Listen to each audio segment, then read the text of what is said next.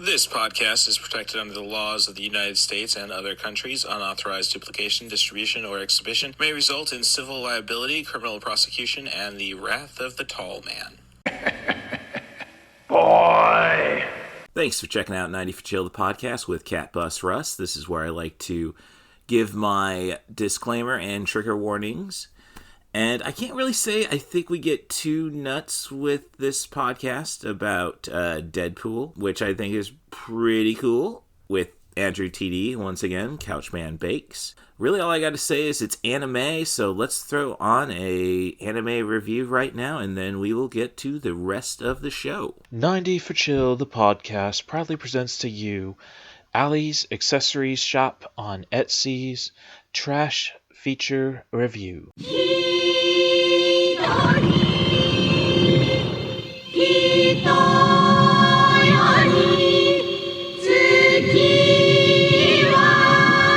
From acclaimed director Mamoru Oshii.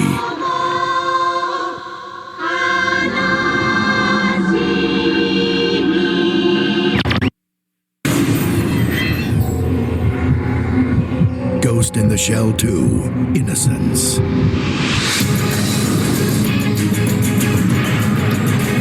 The highly anticipated sequel to the film that defined anime.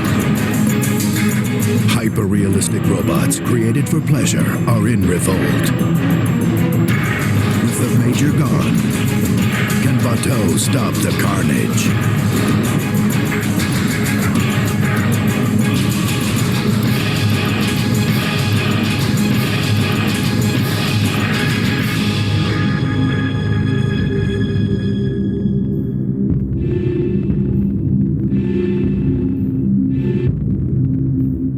And I've finally gotten around to Ghost in the Shell 2, Innocence, from 2004, directed by the man who directed the first Ghost in the Shell from 1995, Mamoru Oshii.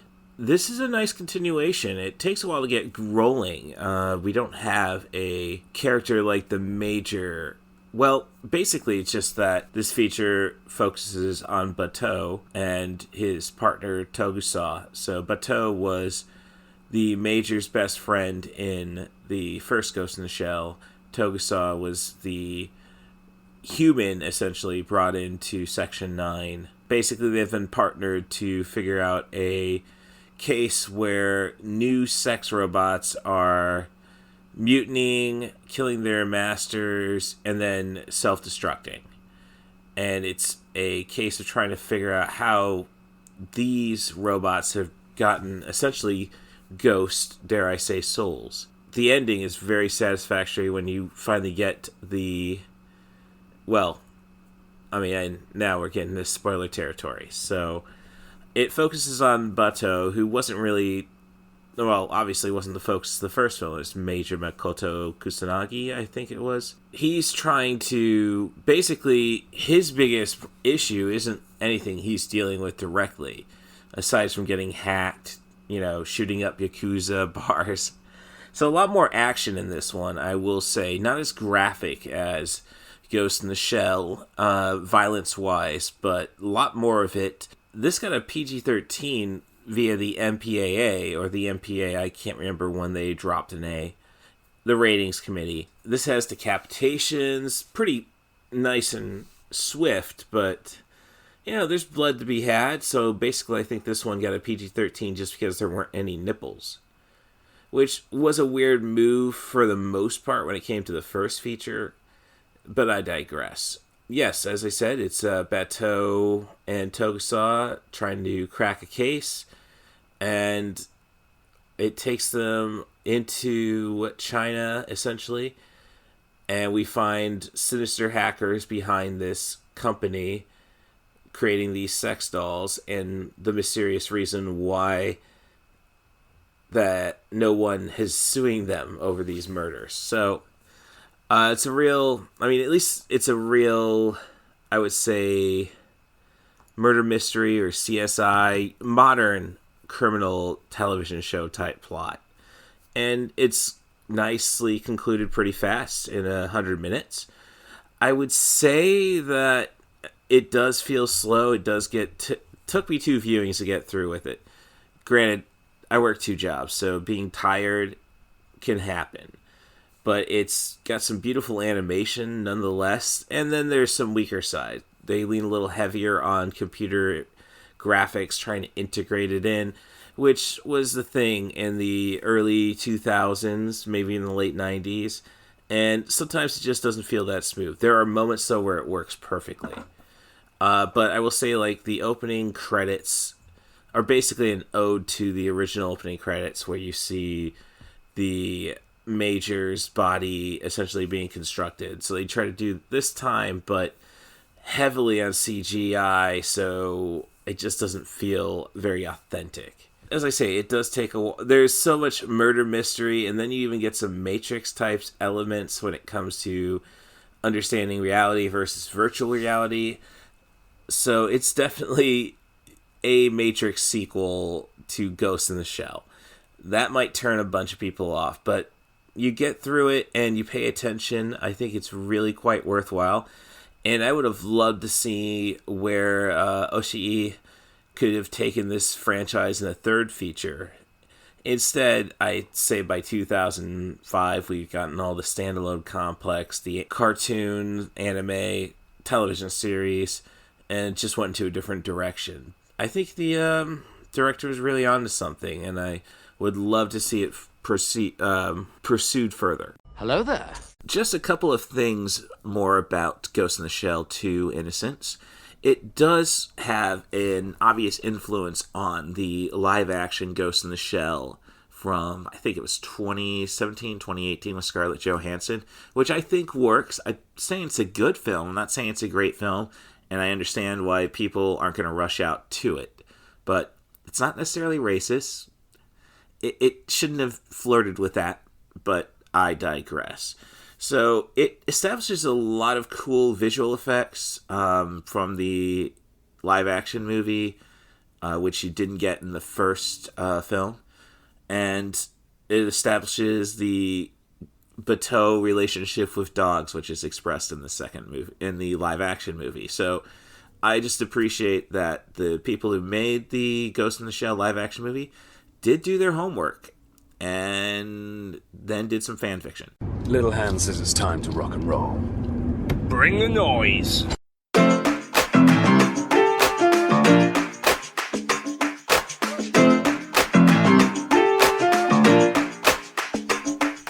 Welcome to 90 for Chill, the podcast with Cat Bustrus. This is your host, Cat Bustrus. If you want to get an idea what the next podcast could be about, you can follow my letterbox. The username there is CM Darth, as in Cool Movies Darth. And this week, I am going to once again speak with Andrew Teedy at Couchman Bakes, the TikTok all-star. And we're going to discuss Deadpool using the rules of the Kessel Run. If you remember Solo, A Star Wars Story, Han Solo was trying to act hot in front of a bunch of chicks. I should say confident, but I digress. And says, hey, have you ever met anybody who made the Kessel Run in 12 parsecs?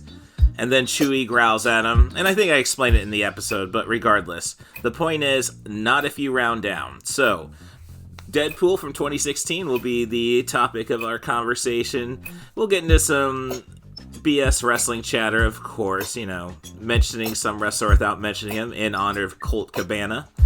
And otherwise, I think we're just going to have a good time, nice sit down. It's going to be close to a couple hours. And hey, it's always worthwhile with him on the show.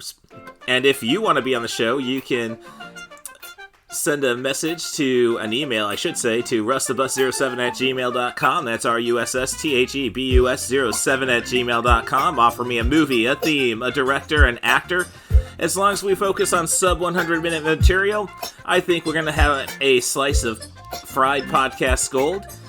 Rate and subscribe on your favorite podcast apps. If you're listening to this via Podbean feed, just 90 for Chill, the podcast. I wouldn't mind if you switched over to 90 for Chill, the podcast with Cat Bustrus. I know, it's a little bit of searching, but that'll get you here, and I can be free of the capitalist podcast game. Thanks for checking 90 for Chill, the podcast out, and enjoy your week.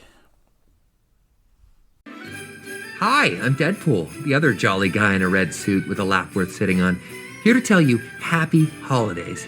In the spirit of this most festive time of year, I've decided to release my holiday cheer all over the world. How, you ask? Well, you naughty stocking stuffers, brace yourselves, because starting today, you're getting not 1, not 2, but 12 glorious days of Deadpool. The 12 Days of Deadpool starts now. Each day a new site will debut a tasty treat, and on the 25th, the sweetest gift of all, a brand new Deadpool trailer. So sit back, hold on to your ornaments, guzzle a little eggnog, at least that looks like eggnog, and prepare yourself because it's time for St. Wade to put the win in Winter Wonderland. Deadpool, in theaters February 12th. What's this? Is that glue?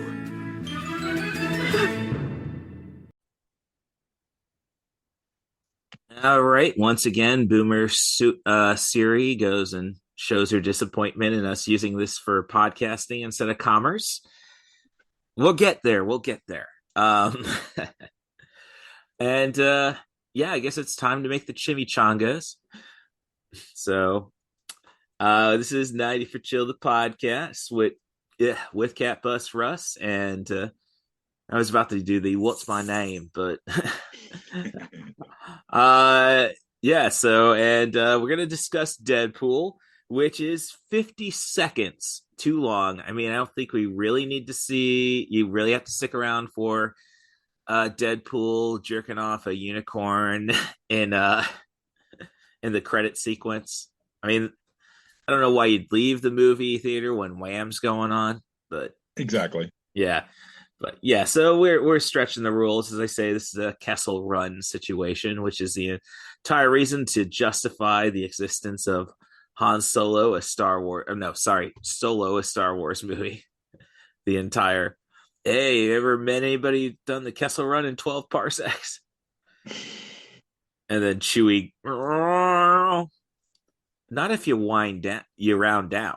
So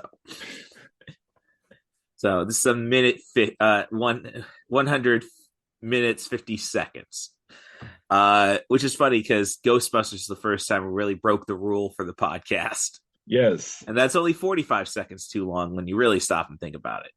So, yeah, did the research one night. Man, I wish I had more time to do the research, but, well, I'm sorry to keep bullshitting about myself. My guest this week, friend of the show, quite the contributor, honestly. One Couchman Bakes, Andrew Teedy. Hello, everybody. Hello. And this was his suggestion, and he was a little trepidatious because officially the runtime is 1 hour 48. I checked it before I even submitted. I was like, I gotta check the time because of the rules and everything. And I was actually like, I don't use this word often, but I was actually crestfallen when I saw that it was too long, because I was like, oh no, we gotta figure out something here because well, I could have used New Mutants, like yeah, but does anyone want to use New Mutants for anything other than an example of what not to do with a Marvel property? You see, I was a fan of New Mutants, honestly. I didn't hate the movie. I hated everything that surrounded the movie. The fact that, I saw the trailer for it in 2015 and the movie didn't come out till when? 2020. Ta-da. Yes. I mean, you had the studio interfere. Well, I think the trailer I remember seeing was 2016. Okay, maybe that's when I saw it. But yeah, regardless, it's like studio backed away from it. Like, we can't do an X-Men horror movie, or were they leaning into wanting to do an X-Men horror movie? So 20th Century Fox didn't know what they wanted to do with it, and then once Disney finally purchased them, they didn't know what they wanted to do with it. So but a lot of fans of Anya Taylor-Joy in that movie. She was a bright spot in that movie. I think the acting overall wasn't bad in that. Oh yeah, no, I like Macy Williams in that. That guy from Stranger Things is all right. Hmm. I'm a fan of Alexa. I think it's Alexa Braga. She played the antagonist. I think that's how you say it. Yeah, but Right. don't quote me. Yeah. There's a fun move. Well, I say fun loosely. Good Simon Pegg deep dive called Kill Me Three Times, I'm not where familiar with that one. it's an Australian movie. Simon Okay. Pegg is a hitman in it. And then there's just like a lot of confusion. You had which let's see. It's Liam is the lesser Hemsworth. Chris is the alpha. Yeah. Well, and then there's a third one that Yes, kind of it's the does the same third thing one. too. It's the third one who's really, really awesome in Westworld. Big fan of the series there. Um, he's got the most pedestrian name. Like, I mean, granted, Liam in the colonies, Liam is a pretty common name, but we got rid I of that. can't think of anything he's done besides Expendables 2 and the weird engagement relationship with Miley Cyrus. She was in. He was in the. He was in the Hunger Games as the. Not to say you should watch the Hunger Games. Like, yeah, the first three movies are okay, and then it just gets like. Luke Hemsworth is the remainder. So Ah, yes. yeah. Okay. So yeah, Luke's. So a lot of good like. I think Brian Davidson, the guy from Cocktail / FX, is in it too. I mean, Okay. it was a Red Box rental, and Oh, sure. honestly kind of forgettable. But Simon Pegg is a hitman, and it's definitely should have sold a lot of people on it. Like, So, they did this with Hot Fuzz too, and I think that's what the best thing about Simon Pegg is. Simon Pegg and insert anything traditionally macho is yes, hilarious. yeah, no, most definitely. So that's but let's see. So I ended up taking a lot more notes on this. So I did last week. I had um, so it worked. My work schedule, obviously, Yeah. as we finally met in person Yeah. at my newest job. So, um, but yeah, did fit in the Zombieland podcast. Thought that went pretty well, but didn't have a lot of notes on that, honestly. Like, Okay. and like last night, like, okay, usually it's like, okay, well, I was going to watch Deadpool this morning was the plan. Yeah, mornings on my only day off of the week don't exist. But it's like, oh, and then one of my managers' band, which was had like a single release party at the Rose Bowl last night. It's like, all right, can't fit it there. So, let's see. Yep. So let's see. So I honestly should have led with our conversation about just before getting ready for this podcast. So you sent me a message. Are we still on for 3 p.m.? And then I just composed, okay, I'm watching it. I mean, cramming it in right now. And it's like, should I be more specific? Cramming DP in right now. And you respond with love the pun. It's like, oh shit, that was so good. Like, yeah, I mean that was a perfect Deadpool style quip. Yeah, definitely. So this indicates he influenced the movie. So I guess Zombieland doesn't quite have the influence. I think we basically said Zombieland was the Ghostbusters of the 21st century.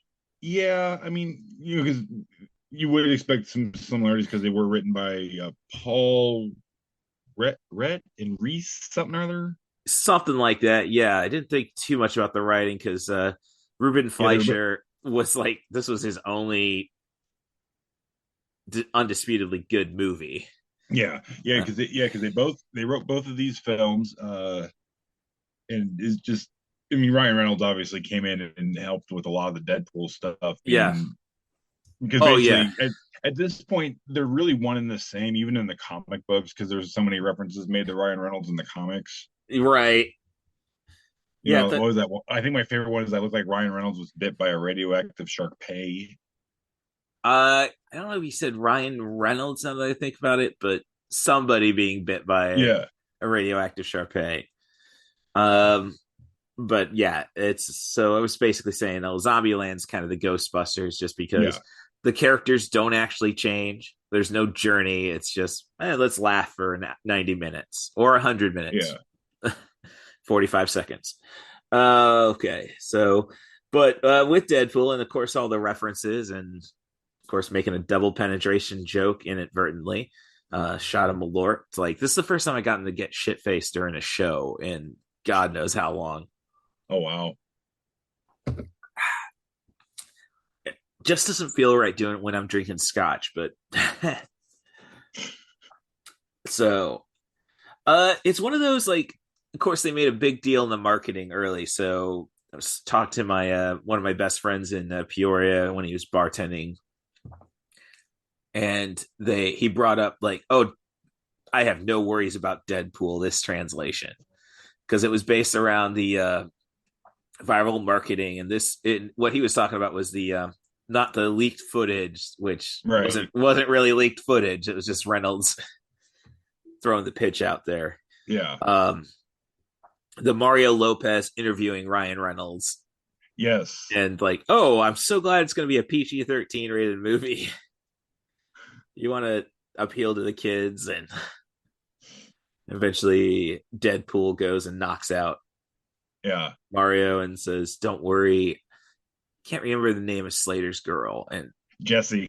Jesse. Yeah, don't worry, Jesse. He can't hurt you anymore. Yeah, I thought that was a nice touch.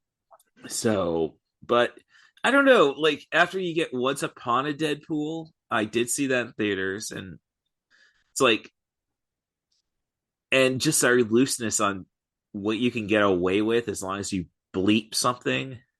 Bleep something, less blood, Right. stuff like little things. Right. It's kind of like, and I think Deadpool definitely needs the violence, but there's not a lot of obscenity. Like Deadpool, I was reading Deadpool comics before I saw the movie.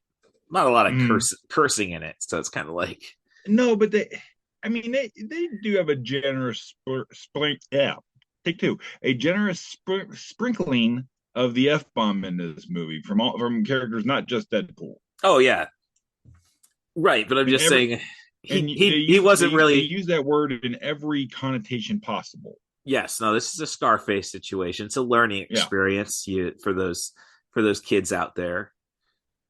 Like, so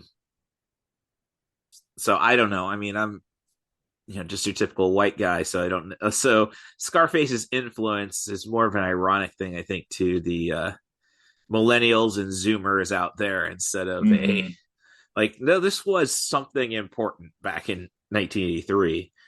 And granted, I was only 3 when it came out, but I do hang on to my just at the end of Gen X status. And never mind living in downstate Illinois. Like everything's 5 to 10 years behind, so it's like, oh yeah, most millennials down here are first half of millennials are Gen Xers essentially. I would say the town I'm from in Indiana, we've just crossed into the 21st century this year. Well, that's because of the daylight savings time thing, but I live in Eastern time zone. That's where I was from. Right, I know, but I'm just saying, like, there was always that weird. I mean, you have that math, but then they didn't do daylights for a while, so I was confused because I actually grew up. I kid you not, I grew up about a mile from the timeline, so it was if I had wanted to drive to this town 20 minutes away, it was an hour behind me. Right. Yeah. I did that once. Through that screwed me up once when I was trying to see KMFDM in Indianapolis. Really, I got to see KMFDM set, and I don't think that was one of Ogre's strongest sets. He was opening for him. I think Ogre for the dark music guys is basically he's the guy. He's the grave robber in Repo the Genetic Opera. Which I get a lot of people saying, "Oh, I want to do that one." A lot of just can never line it up. So, but I'm just saying, like, there's a lot of violence in the Deadpool comics. There's still a lot of violence Oh, in sure. most comics, but I would say Marvel and DC have pretty much stayed away from excessive cursing from my Yeah, experience. So that's why I'm saying like, we could, we could have probably sold it to the kids, and which excuses Deadpool 3 because Disney's obviously not going to release an R-rated. I contraire mon frere. Ah, Kevin Feige himself has said we going for the R. okay. So, well, I mean, we got what it's supposed to Do be. I think it's going to be as graphic of an R as the other two? Absolutely not. But they're gonna push the line just enough to get the R to keep the fanboys happy, Yeah, but still make that Disney money. right. And I think they've actually lined up a bunch of I mean, I don't want to sound, insulting. Female writers though, I think it was, or at least that was the initial proposal. I think I do believe that they have added some names I do not know. I apologize. Yeah. I think they are. I think they are going to add some female writers to the stuff, but that doesn't bother me. No, it doesn't bother me at all. As long as they stay true to the spirit of the character, I don't give a damn who writes it. Well, and I think it's actually, if anybody's going to have a great understanding about how to make Deadpool palatable, it's women who love comics. Yeah. And no, I'm all for it. I was actually trying to do a little research. What was Lady Deadpool, which is just a parallel universe? I believe it's just like you said, parallel universe where Deadpool happens to be a lady. Yeah, Wanda Wilson. Yes. Which is like, oh, well, now it's just going to go me on a tangent. Like, oh, and obviously it's wrong, but it seems so much simpler when we always just presumed, like, when somebody went converted from one gender to the other, that, and it's, I guess, I don't want to mock Elliot Page, but it's like, sure. Ellen, the masculine is Elliot.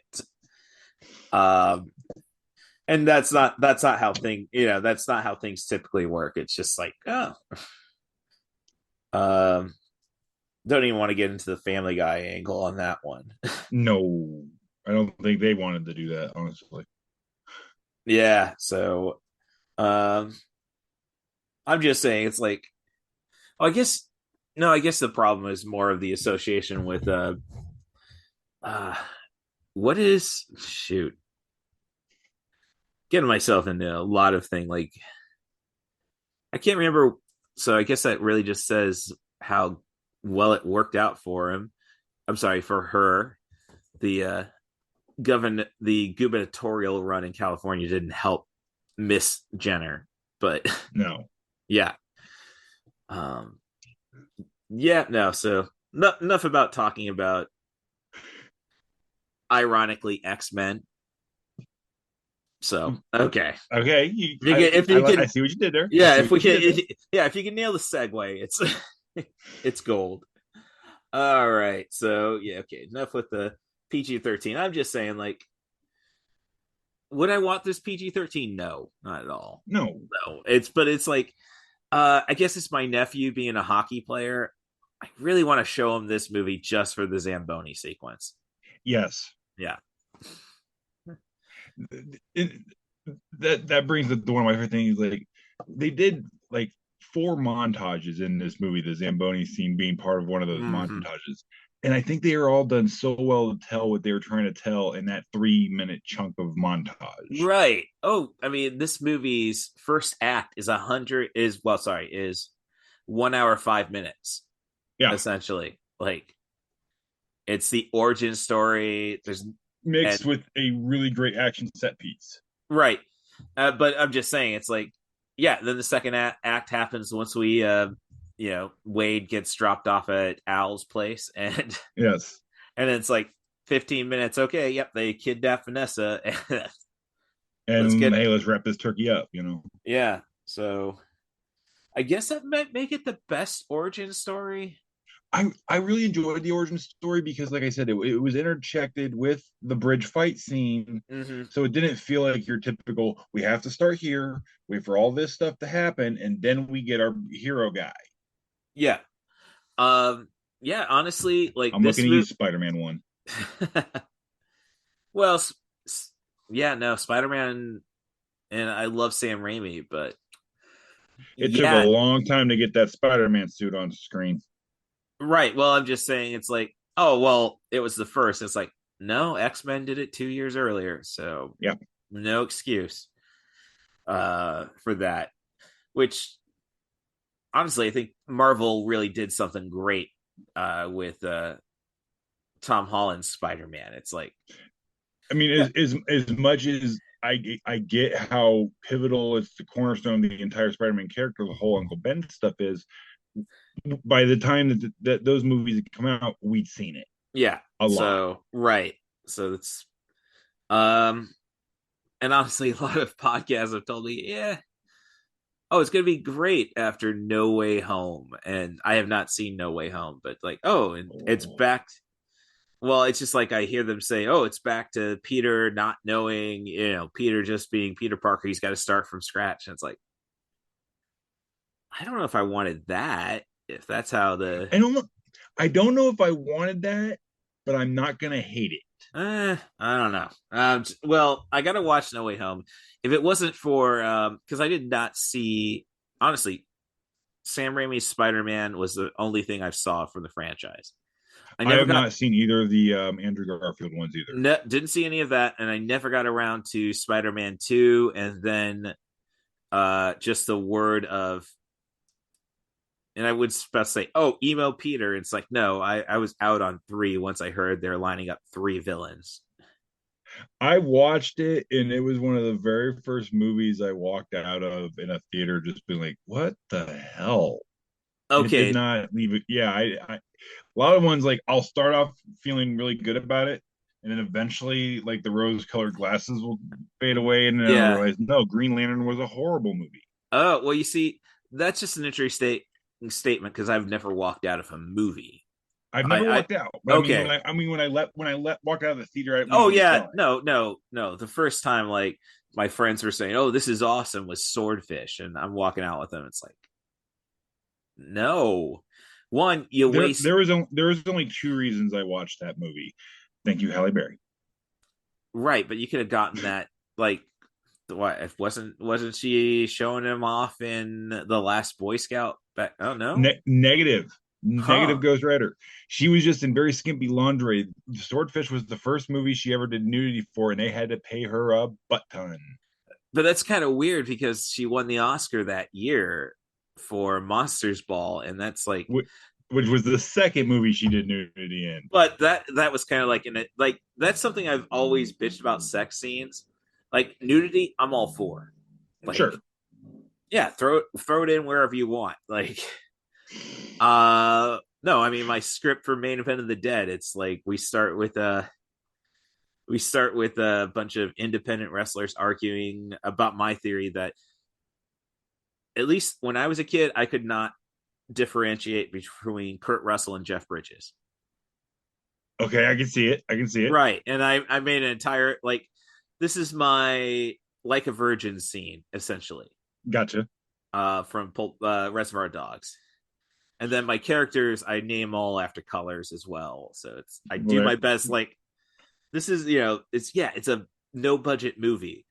This is like, I quit writing my indie wrestling dramas about my life, my experiences. Like, yeah, no, I haven't died of a heart attack in the ring, but it was like, it's tough for me to rewatch The Wrestler just because of my experience in the sure. business.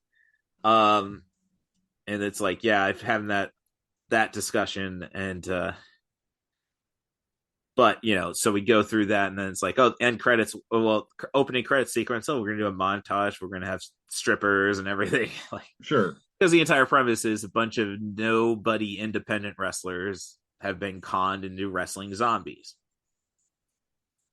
No, There you no, go. yeah, sorry, pro That old chestnut, you know?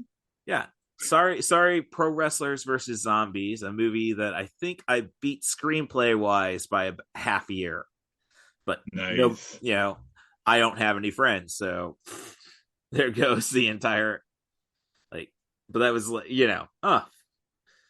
I made it clear that I wrote this movie. Like, do I have a lawsuit? No, I'm not going to do that. I don't want somebody like going back through the podcast and saying, "Well, Russ claimed to have created Dead or Alive." No, No. a 14-year-old Russ Stevens sent Tecmo an idea for a video game, written in pencil. I was 14, like, but like, oh yeah, the Tina character. It looks a lot like Vendela from the 1994 swimsuit issue. And Tina, that's a nickname for Christina, the girl I was obsessed with. Which I got notes about that when we get there. Yeah.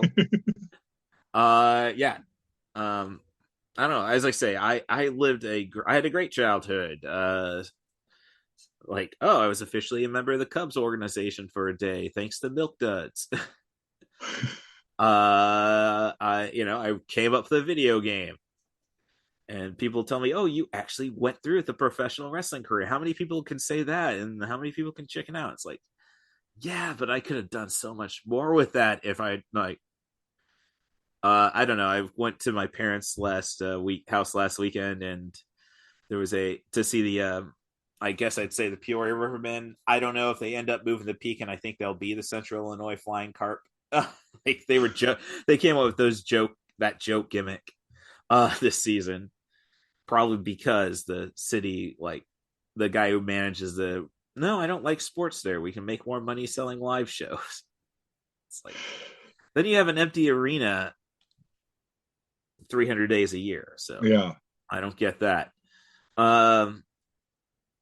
It's like my mom washed my mom still does my laundry. And she saw my Hot Topic Stinger jeans that were half black denim, half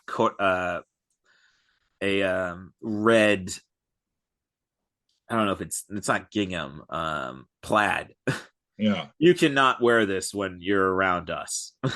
It's like I go and show it to my little sister. Like, you think these are that offensive? She's giving me a look, and my mom says, "Oh, that's somebody who didn't get enough attention when they were a child," and I'm mouthing, "That's true." Like, so that explains my wrestling career. No, I don't really blame them. It's like there was a lack of a support system, but it's not necessarily their fault. It's me not being an outgoing person, I suppose. And then you got a lot of egos in the wrestling business. Like, oh, no, we're working independent shows. Why would you want to move to Philadelphia to train under CM Punk or Bryan Danielson? Exactly.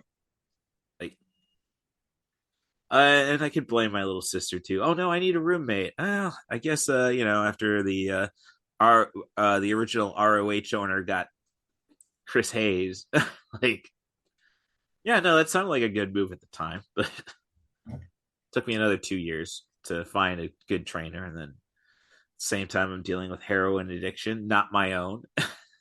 So codependency issues. Like, in other words, go get a therapist the moment you graduate high school.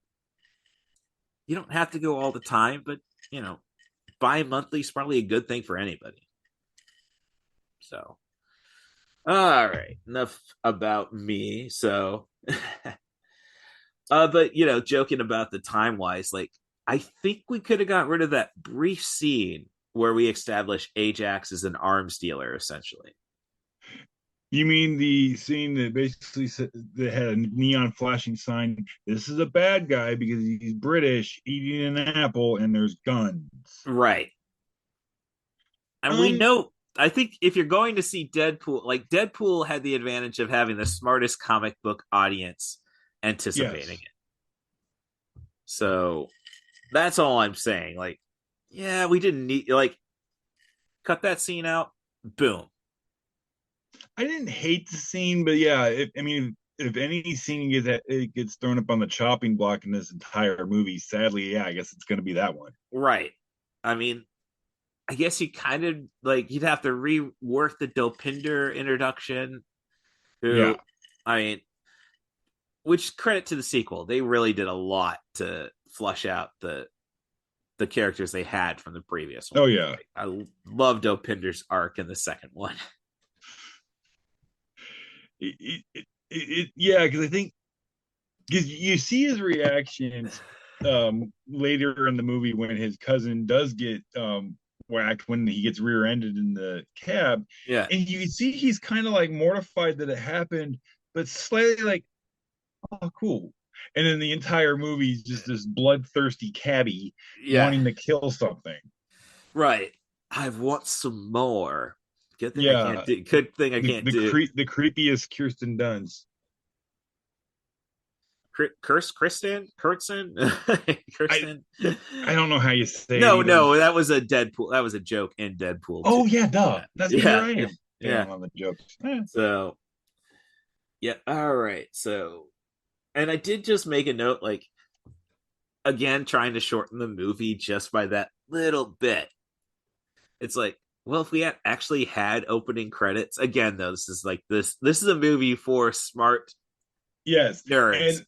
and that opening credits scene of that movie, I would put up against anything ever made in the realm of trying to be a clever opening credits scene because you're just coming in second place now. Yeah, no, there's nothing that's only, and I would say, well, Deadpool 2 would be a close second, but we already saw the act. You know, we already established Right. the act. I thought there was more of a John Wick influence in that one, but then it's like I know the director did stunts in Deadpool 2. Yes. Like, but he wasn't like the stunt coordinator. He just like, oh. He was just there Yeah, like doing stunts. yeah, like dude, you just directed John Wick 2 the year previous. Like, yeah, you're bored. You're like you're I mean, directing. it had to be boredom. I know, but you're directing the most exciting action franchise. Dare I say in history, honestly, with the John Wick. I would, yeah. I mean, maybe if you're a fan of like that 1970s hard boil stuff, I guess you could go with the Bronson flick. They remade it with Bruce Willis. Death Wish. Death Wish. The But Death Wish series. there's no heart behind the Death Wish series. No. Well, no. Because Yeah. that was again, that was a sign of when it was made. Right. I like the Bruce Willis remake. I thought it was like it's a Death Wish movie. Like you didn't Eli Roth did not miss the mark on it. Right. I mean, it's just there's nothing to the franchise. Like maybe if you could have figured a way to get Jeff Goldblum into that one, like he was in the like that was one of his first roles. Yeah. So there's but let's see. Again, this is a movie that does support my anti-gun statement, though. Like, you saw what he did with 12 bullets, and he even brings it back up. You got 3,000 rounds here. Well, we all saw what he did with 12. Yeah.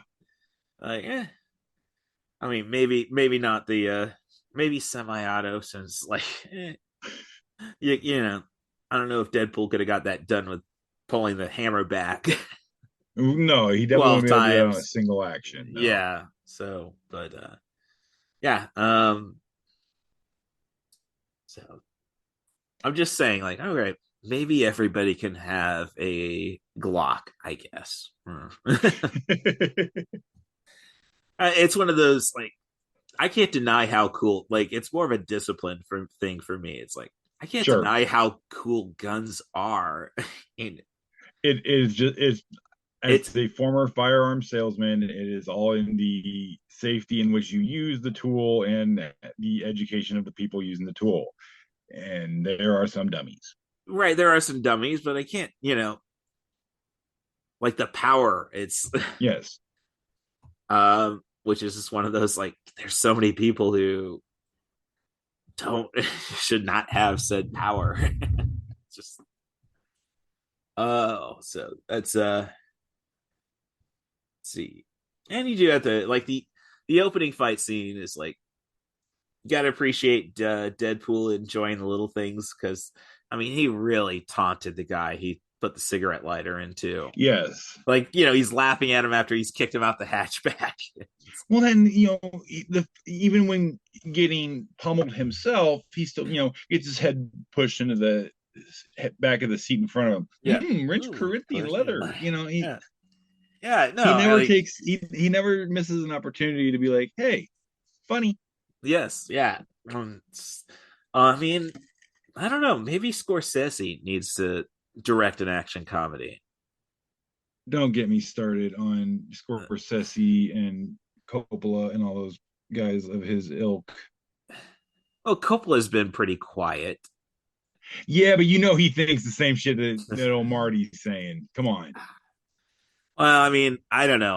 I'm kind of in the Marty camp because there's just way too much maximalist cinema, in my opinion. And I agree that we may be getting oversaturated with some of that stuff.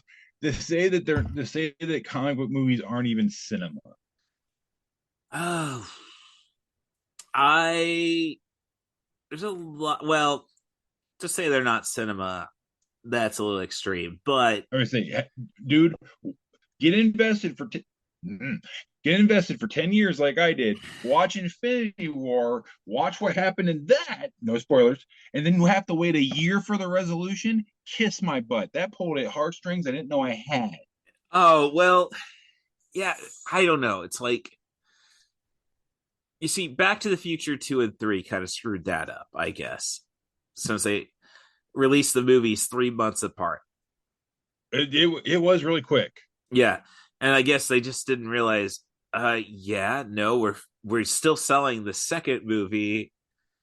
Why are you doing the third? And I guess the Matrix. Like the second one, I think barely hit VHS. Yeah, maybe. And then, right, no, gosh, that was still the time where I remember, like, oh, a year later, I finally get my copy of The Living Daylights, my first James Bond movie. Yeah, because like back in the day, it took like almost 6 to 9 months for it to hit VHS, Yes. and then usually around a year after it was released, 13-14 months, that's when you'd see it on like Showtime on HBO, or Showtime, right? Now within 2 years of a movie being released, it's on FX. Oh, probably Tuesday afternoon. Probably even quicker now, especially with the streaming. Like, yeah, I mean, like, I had to see John Wick 4 in theaters just because, like, Lions, I'm not going to pay for freaking Epics. I guess is the real reason, but I don't trust them to do that. Like, I mean, I kind of, like, when I saw the menu in theaters, that was kind of like, well, I need to do something for the podcast, so that's why I'm doing it. Yeah, right. I know in 2 weeks it's going to be on some service. Something. Yeah. Like if it's Disney, Warner Brothers, Universal, or Paramount, it'll be on some network 6 weeks after the original release. So I kind of like Lionsgate for not having a network, and then on the other hand, hate Lionsgate for not having a network. Like, I mean, my last, I said, wrote it in my blog and said it on my John Wick, Nobody/John Wick podcast. Nobody, like, can't talk about that movie enough with Bob Odenkirk. Like the opening, like, just, again, that's for another former, for a thrill seeker like myself. It's like, I totally understand every element of that. And that's why I don't have kids and have a cat. It's like, I don't want to settle down. I want the opportunity for violence at all times. So, is that a big Grogu behind you? Yeah. Okay, I couldn't tell. That's one of the many giant Grogus, or just Grogus in general in this house. My wife is a fan. Yeah, that's just as weird because my ex-girlfriend, that's like, we didn't really get a chance to watch. She wasn't really going to get invested in The Mandalorian, but she had a cat she called Yoda, and she always thought Yoda was fun. She loved it. Ask me how many episodes of Mandalorian my wife's seen. I'm going to go under 2. 0. Oh. Yeah, I can't say. She just fell ploy to the social media marketing campaign of this character and the fact that he's cute and all get out. Yeah, And that's just weird. My ex, like, it's not as cute as Yoda. She loved it, and I'm a Last Jedi fan. Because at least they were going to try doing something with Star Wars. If Yes. And then I hear, like, I am so behind. I have not watched any of Andor. I haven't watched Mandalorian 3. It's like it's just weird. Like, oh shoot, I have not figured a reason to not do a podcast some week. Like it used to Right. be, skip the first week of the year, because for 2021 it was like, oh, I couldn't figure out how to set up the podcast correctly until a week into the year. Second year I was in Florida, and I always skip my birthday weeks, and then it's like this year, no, birthday comes to me. Like, no, you can do it. And that's just basically because I like to shut off my Facebook, just because I don't want to hear from everybody like, oh, it's his birthday, I better show I care. Right.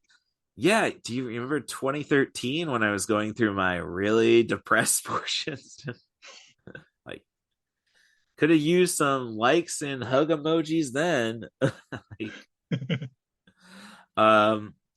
so yeah, it's like, oh, I get 2 weeks I can just throw away. It's like, I'm gonna see the Cubs in London in June. Yes, Like, I remember you telling me that. yeah, it's like, of course I'm gonna want to put something out that weekend, regardless if it's movie related. Like, so it's just nuts. I do need to, like, I don't know, starting this second job was not a good thing for the podcast, but it's just taking the time to really play a lot of video games. Maybe once Fight Forever actually gets released. I just had this conversation yesterday. Don't get me started on that game. Oh, I'm so mad. I don't know what there's to really be mad about. Like, oh, they don't want to screw this up. Like, people are saying the graphics don't look as realistic, and it's like, I don't want them to be that realistic. I want no mercy. So, well, I mean, it's not so much. It's just the fact they're hem-hawing with the ratings board. Yeah, that and the rumors are hem-hawing to see if certain individuals come back in June. We already know what's happening there. I mean, you're not going to sell out Wembley without said individual. But I think they could. It is the hottest wrestling product in the UK. Yes. I know that. So, I mean, that's going to get you 70. The other 90, the other 26, it's like... Yeah, that's true. I might want to hedge my bet. And I don't know, maybe that gentleman... I love the fact we're going Cabana here and not mentioning said gentleman's name. Hey. And gentleman's a loose, bloody term with that guy. Very. Yeah. Look, I will give him all respect for his talent in the ring and his talent on the mic. As a person, cut sling load and we're done, boys. Right. Cut your losses. No, he's a sociopath, and like he sold T-shirts saying that. Yes. But it's like, dude, you're just jealous that you didn't actually do what you wanted to do in 2011. Like, you didn't change the world because you tried. You wanted a paycheck. Yeah. I don't blame you. Like, yeah. I mean, I never eat, I never wanted to work when I was a wrestler. My aspirations were strictly Ring of Honor, but right. If I got that offer, yeah, I'm taking it. Like, that's a secure should be a secure 6-figure deal, which it is not, sadly. Sadly. But it's like, yeah, that just don't change my lifestyle. Everything should be fine. That's insurance. And so like, maybe if he would have just approached it like Deadpool. Maximum effort. Right. Like, yeah, no, you could probably figure a way to make a cowboy joke in that no, instead of like, I'm just gonna air all my bloody grievances. No, Yeah. like, dude. And like, you know, I'm always like not be yeah, I don't know. I've met him. um then it's like it took me so long to meet the guy though. Jeez. Like he wasn't signed when I was working the Midwest. That's all I'm saying. Gotcha. Like Cabana will give you the time of day, everybody the time of day. He is the greatest. But I've heard that. yeah. So no, Ace was an all right guy. But I've dealt with enough bitches myself who do a lot of biting. But I'd consider them still my best friends. So, like, but again, codependency issues. So, all right. Let's see. So, all right. So, Deadpool kind of came out just at the right time. Maybe it could have been a little later, like after the Marvel conclusion of the first three phases, because it just does such a great job at taking the piss out of comic books. It really does. To the And whole superhero landing gag to everything in the workshop. Right. And when you look back at it, no, it was the perfect time. This was after you were not going to get a better X-Men movie than Days of Future Past.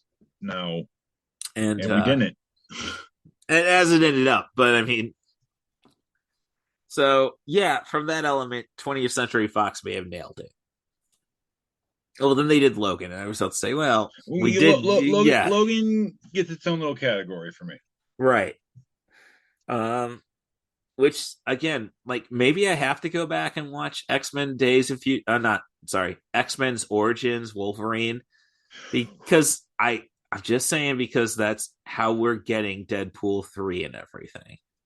This just is true. Because the relationship between Reynolds and yes, for those of you not aware, there is a Deadpool-esque character because it's supposed to be, but it really wasn't. It doesn't, yeah. And they make fun of that all throughout this movie. Yeah, no, and this is this last couple of times, because I had to watch it to see, can I break the rules for this? And then, as I say, cramming the DP in before the show, before this recording, it's like, yeah, this is where I really got to catch and appreciate all of the Deadpool-esque. Yeah, no, there's an action figure. There's a joke about sewing his mouth shut. Right. So yeah, it's yeah. Yep. All right. Check mark that bit in the notes. So yeah, after the first action sequence, though, it's like I do have some good notes there. Okay, taking the piss. Like, I don't know. Honestly, that makes me further appreciate the idea of taking the piss out of comic book superhero movies. Really makes me further appreciate Kick-Ass furthermore. Yeah. And I'd say Kick-Ass might be the best comic book movie. It's a really good one. Because, like, it's mocking everything, but it is based off a comic book. Yeah. I think I don't know if it is Image Comics that did Deathpool. Kick-Ass, but I want to say I think it is, but don't quote me. Right? Yeah. No, I mean, I could go through my boxes of.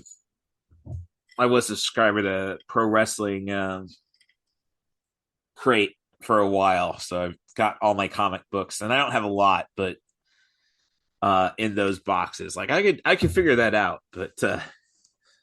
Let's see. I mean, as I got the movie again on in my peripheral, as always, it's like, yeah, we're just introducing the Ajax and Angel, and geez, gosh darn it, why do actors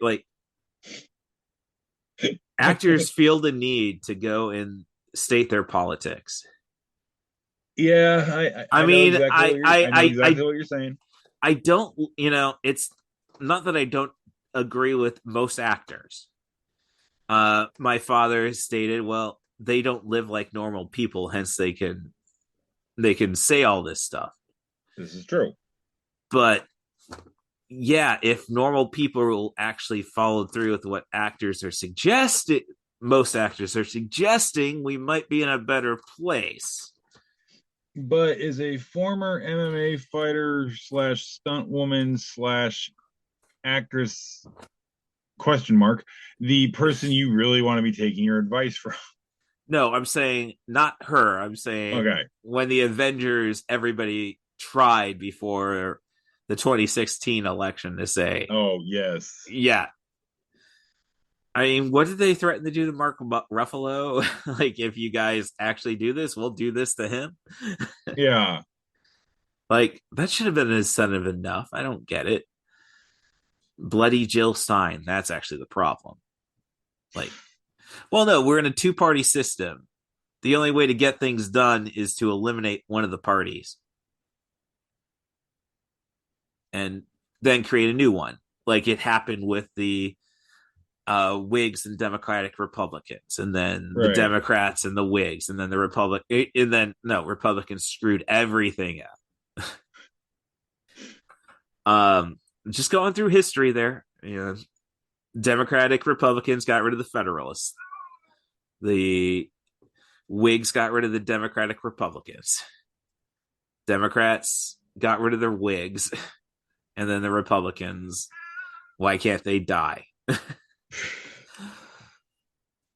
I mean, geez, Bob Dole made it a long bloody time. We thought he was too old back in '96. Yeah. So, yeah, but I'm just saying that's like a lot. I guess my problem with Carano is like you're just being a contrarian. I don't know if you actually believe in this stuff. You're just looking for your own fan base, and it's like, I'm sorry, your Kara is not enough to like. I mean, I've seen enough memes out there from Star Wars, like, oh, here's a real strong female character, and you know, screw Rey. Like, Right. yeah, no. So this is the archetype of a, you know, Carano played an archetype of what you want a woman to be. Rey was a character who was being developed over movies. Yeah. Like if she was Jin's sidekick the entire series, maybe. But no, that should have been IG-11 and Well, that was just for pure comedic reasons. right. Well, it's like the only Funko Pop I've bought from The Witcher was the Bard. Yeah. Yeah, so but here's a question with action movies. It's like after John Wick, what are you feeling on flippy heroes? Well, it kind of goes into back to wrestling a little bit with the flippy wrestlers. I think there's a place for flippy stuff and there's a place for not flippy stuff. Well, Ryan Reynolds has got a heavyweight build. Yes. Well, so it's like I don't need him doing these twisty flips. The fact that he does a handful of 2-3 twisty flips, I mean, other than like a simple backflip or something like that, but like the corkscrewy stuff. Yeah, the corkscrews, I should say. No, I will backflip if I got a chance in a match to backflip. I'm backflip. The fact that he doesn't do very many of them, and it does kind of fit the character as well. Well, no, the martial arts guy. Now, if he's doing the whole thing like a Young Bucks match, no. No. Well, and I guess that kind of brings me to Logan. You know, he was the ultimate X-Men action star just because. Right. Well, and granted, he wasn't that talented. He was not the rookie upstart from Regina, Saskatchewan. Exactly. He was, he could heal and he was then given armor. So it's like, it's almost overkill. Yeah, right. So, but it's I did have also the thought, like, where's the Mark DeCasco superhero? Because you could believe him anything, like John Wick 3, and then, Only the Strong, if you remember that Capoeira movie from the 90s. Yes, I vaguely remember that one, but I do remember that one. And I didn't hate Double Dragon. No. And I like Kickboxer 5. Anyone who says they hated Double Dragon, Yeah, no. they don't, one, they don't like fun, and two, they weren't a '90s kid. Well, true, but it's like, you know, yeah, there's no drama in Double Dragon, but it's basically a Marvel movie when you break it down. Yeah. Like that's just it. And I think that's the Scorsese and auteur concept when it comes to hating the superhero movie. It's like, really, what kind of stakes? And it goes back to comic books. I think it was Robot Chicken DC Special One. It's like, and Green Arrow is dead, and I don't care. Why do you think we're here? Like, who has not died at some point? Yeah. It's like, so that really, there's no stakes in superhero movies. I mean, like, I guess the opening to Infinity War were the biggest tears I would have shed for Loki and Heimdall. Yeah. And where is Heimdall's series, man? I have been saying that since Thor 2. Yeah, well, this guy. Yes. I mean, Loki got his series after that, and I've seen most of the television. Well, I saw Captain America. I mean, sorry, Falcon and Winter Soldier, good, and I watched Loki, pretty good, and I'm sure. Oh, and I watched WandaVision, like excellent. Yes. I haven't gotten around. Like, again, it's a time thing for me. Like, I really want to watch Miss Marvel. Well, that and the fact that every time you turn around, there's another one. Yeah, it is very. Yeah, I am so far behind on myself. Yeah, no, I like the fact. Like, I don't like the fact that I don't get an annual Star Wars movie, because that's what, like, after I got Rogue One and then I got another Star Wars movie, it's like, this is what I want. One movie a year. That is Marvel's biggest mistake. Is like, they pump out 2 or 3 series a year and two or three movies. Like, no, it's a lot. Yeah, an attention span. Right. So, yeah. But thinking about action sequences is like, why haven't we come up with Kevlar ball caps? Because I do remember the guy who gets turned into a kebab. Yes. But he takes like, yeah, I suppose that's technically possible. That, well, I mean, to be fair, the bullet did go through 3 other craniums. Right. Well, I thought he may have been the guy who wasn't counting. Like, again, then there's so much carnage, it's hard to keep track. Exactly. Which I guess, okay, that justifies the R rating right there. It's like, because you don't get to say there's so much carnage in a Iron Man movie. Yeah. So okay, so, but yeah, Kevlar ball caps. I don't know the science behind it. I know that I think it was brought up on Archer once with Kevlar bulletproof vest, when I think it was during the when Cyril ended up conquering a Central American dictatorship, and he took around, and it was like a Kevlar vest, and later Pam jumps in front of Archer to save him from getting shot a few times. It's like, oh, I just used that vest. That's only good one time. Yes, and as a person who used to wear Kevlar helmets and vests for a living, they're not comfortable and they're heavy as shit. Well, I didn't say that was not going to be the case. I didn't know if it was solely a comfort thing. That's like, geez, if everybody was just wearing a Kevlar plate, Kevlar right. in the front of their like, new era, get on that. So, other things though, it's like, when you think about the movie and the relationship to the X-Men franchise, not to say that you needed that relationship. I mean, I think they did a pretty good job of it in the first one. Like, if you've picked up a comic in the last 40 years, you know who Colossus is. Yeah.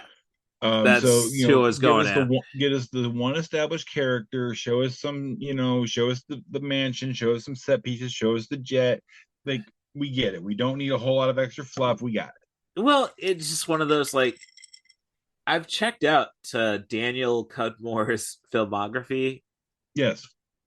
He played Colossus in the X-Men: The Last Stand and X-Men: Days of Future Past. It's like he And wasn't. X2. Yeah, he was an X2. Yep, he wasn't available. Like, Well, yeah. Well, it was the fact that they at this point they were still trying to keep the movies kind of separate. right, and Plus, that goes to Deadpool too. It's like you couldn't have at least let Vinnie Jones voice the Juggernaut. to be fair, Ryan Reynolds did an excellent job voicing the Juggernaut. Oh, see, I did not research that far. I did Yeah, not know. yeah. Ryan Reynolds voiced the Juggernaut in Deadpool 2, Deadpool and 2. he was also the voice of Dopinder's cousin when the trunk gets hit. The scream you hear, that's Well, Ryan Reynolds. that's yeah. That's just it. This is like I really was one of those haters on Ryan Reynolds forever. As much as I love the guy, I too can be put in that category. Yeah, no, I will say Aviation Gin is good stuff. I will never try it. I don't like gin. The two times in my life I've gotten violently ill off drinking, both of those included gin, and no. Yeah, no, I'm not going to say it's better than vodka, as they're trying to advertise, but no, because I love vodka. Oh, that's the worst thing about working at a liquor store is like you leave and you make a vodka purchase, and it's like you're working at a liquor store. Yeah, like vodka is the most neutral, which is what it's supposed to be. Yes, that's why you can do so much with it. Yes, but no, Aviator is a good. It's just weird, like American gin. It's like that's like when I hear the phrase Japanese whiskey, I'm like, Centauri is some good stuff. Oh, don't get me wrong, it's good stuff. It's okay. Just like you couldn't find something else to call it. Yes, all right. But on that conversation, it's like I really do need to get around to Haku vodka. I've not had that one. I've heard. No, I haven't either. I haven't either. But it's like I think it's from the Centauri group. And it's like it's called Haku. Yeah. As a wrestling guy, yeah. I mean I know Haku's Tongan, but it's like, I mean, like, yeah, the BizCliz. I mean, that's the reason why Tongans are still relevant. So, actually, like I was saying, like when I got to the my manager's band late last night, it's like, well, I had to go and make some dinner, and then it's like, well, my fire stick was the only thing that I could find dynamite on. Tony, I was paying $4.99 a month for my and I used a VPN to watch it whenever I wanted to. Right. On Fight. And it's like, yes, I know the ratings are important and everything, but come on. I'll pay you $9.99 to watch Dynamite whenever I wanted to a month. Like, and so, like, give me a number.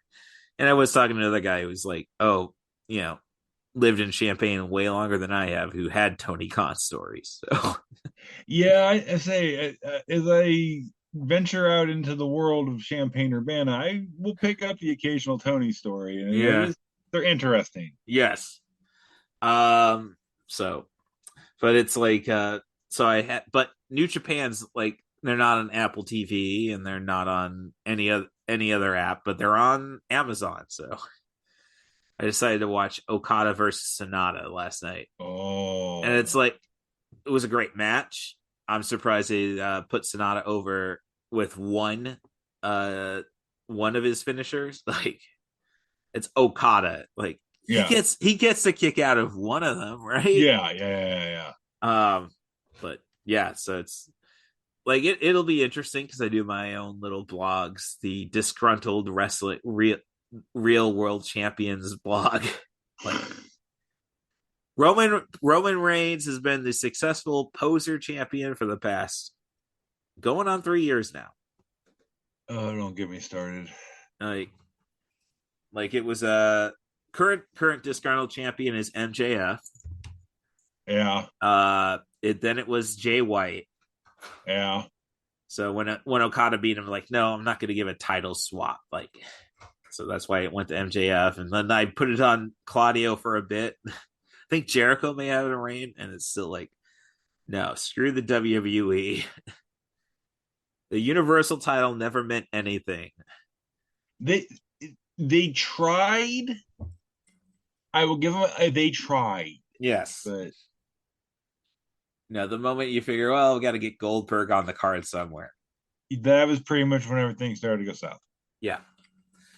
What do you think about the new World Championship belt? I don't think it's as bad as everybody's saying. No, I mean they're obviously trying to go back to the big gold belt. Yeah, I like the lion. With an obligatory. If it wasn't a really big, like if it wasn't like 3D. Yeah, I would say it's not even the fact that it's on there, the fact that it's coming off the title. Like if they just would have engraved it in there, they would have been fine. Have you not seen TNA's titles? Like those look good until you put the silver TNA on top of like, oh yeah, let's play. Like, oh, that's a great plate. Yeah. Like, super glue a logo over that shit. Jeez. Never mind. You're with Endeavor now. Yeah. I mean, I don't like the current UFC belts, but their sound.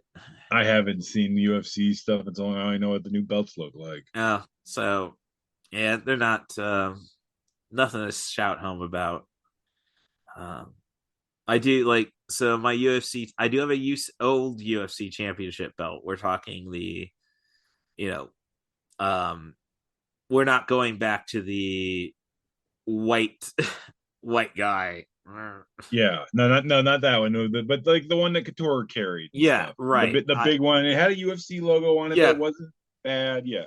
Yeah, so I did that's stupidity of indie wrestling, I should say. So back in 2004, as I'm going through my transition, like I should really be moving to Philadelphia instead of entertaining the people I got to know.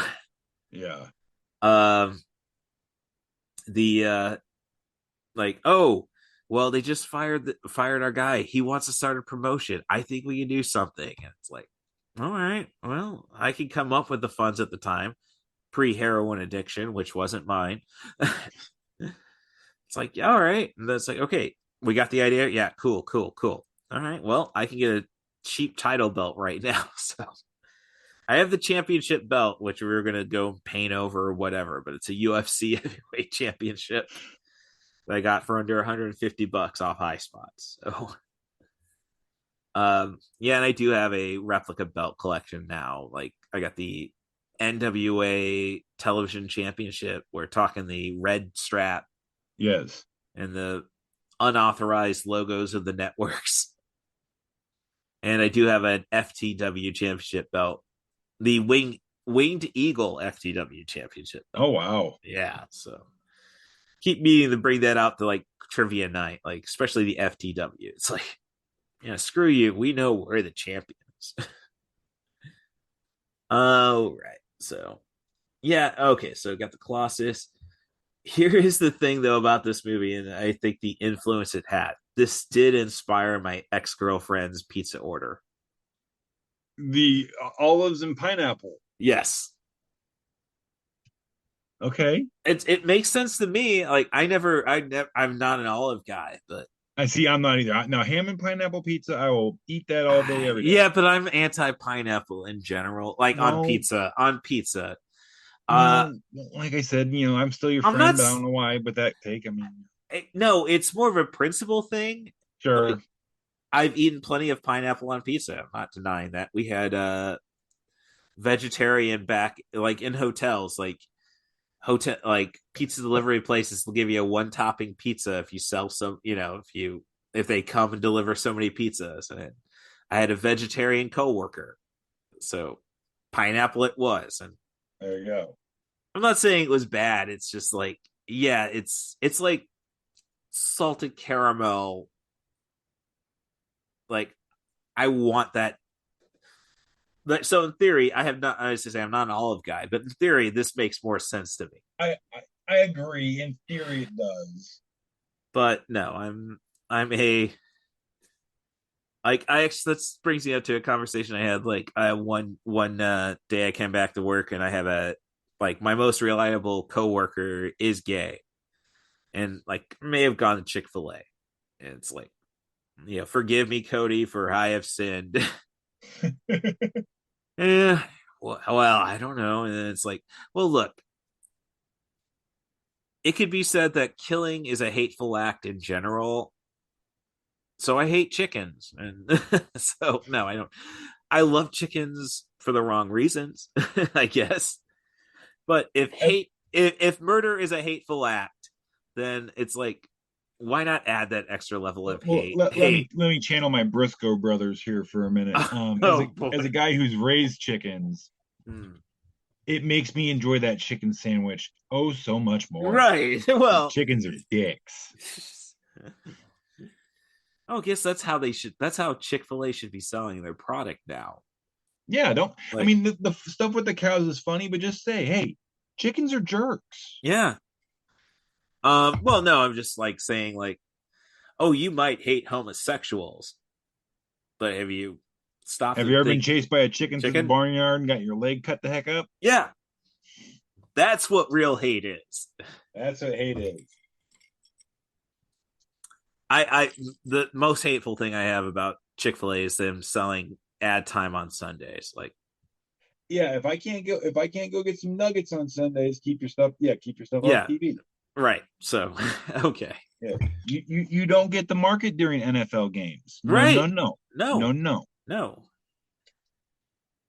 Can't wait for Raising Cane's to finally open downtown. Dude. I've only been to one once. It was the one up by Wrigley last year. We went there after the game, and yeah, my wife is like honestly said like, hey, you want to drive up there so we can go to Raising Cane's? Like the worst traffic in the world to me is in Chicago, and I have been through Atlanta, I have been through St. Louis, and I've drove in the Middle East. I felt safer in the Middle East than I do in Chicago. Oh, you see, I guess I just got used to it from my time wrestling wise. Like I think that's all it is. I think the people that are from there, they just become numb to it, and that's fine. You adapt to your environment. Right. I'm from a town of 1,000 people and 1.5 stoplights. That ain't right. No, I know. As I say, if I wasn't in the wrestling business, and I'm no, I would not have. It's let's just say this. I know they had them in the Quad Cities, so my little brother drove to a Raising Cane's with some friends on a whim once. Just because, oh yeah, we'll drive to Moline to get this chicken. We will drive. We'll get a wild hair, and we'll drive all the way down to Springfield to go to Golden Corral. Oh, I'll drive to Springfield for Hooters. That's the only one left around. Yeah, they got rid of the one here in Champaign area. Yeah, and Peoria and Bloomington. I just as I got out of my 20s, I kind of got over the whole Hooters thing, I guess. I mean, the food's okay. The ambiance is whatever. Oh, well, no, I'm not there for the ambiance. I like thickly fried wings and a sauce that is really inoffensive. I mean, it's good. Depending on which one you get. Well, I'm just, no, I always do 3 Mile Island. And it's like, they call this hot. I did I think I did the one above 3 Mile. I think 3 Mile's the worst. I thought there was one above it. I thought 3 Mile, 9/11. Well, if it's 3 miles the worst, then you're going to take umbrage with me over my next statement. I ate a plate of those. They tasted like battery acid. Then I went to the comedy show I was supposed to be doing and puked all over behind Soma. Okay. No, I'm not taking homage because it's still Hooters. Like, I'm not questioning that is a diarrhea factory, as Robot Chicken pointed out. I swear 3 Mile, if that was the sauce today, I swear they just got the bomb stuff from Hot Ones, which tastes like butt because I've had that one too. No, I can't really say I've ever no, that's my go-to. I'm not saying the back end does not regret it. Oh yeah. But I'm saying it goes down pretty easy. So so no, I do miss Hooters. No, anybody who says anything negative about Hooters, they're not wrong. No, absolutely not. Right. So It's an easier sell to my sister when we were driving back from Chicago because it's like I don't know what she's going to do once I get this Raising Cane's in the same parking lot as my job. Yeah. Like, yeah. Oh, you want to stop in Joliet to pick up Raising Cane's? No, I had that last night Yeah, exactly. because I drive her up to Chicago for all the cons.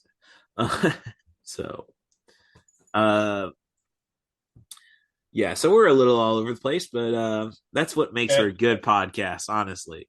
and honestly, that's kind of par with the course for Deadpool because I mean, Yes. he's all over the place with his pop Right. culture No, that's references. that's the entire like as we're having the conversation. It's like, well, I got to do a little research, but it's like I think Ryan Reynolds and Deadpool, more importantly, would respect the concept that like screw your post credit sequence.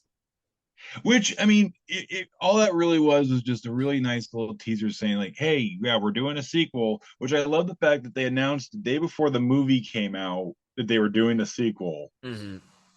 and then they had that little, nice little nugget tucked in there, and like, "Oh yeah, we're doing it." I do want to see what Keira Knightley as Cable would have been. I saw some, people did concept pictures back then. Now you just type in AI, and you have Yeah, like 50 of them. yeah, Yeah, I saw some concept pictures. I didn't hate it. yeah. So, Dolph um, Lundgren, the concept pictures were also.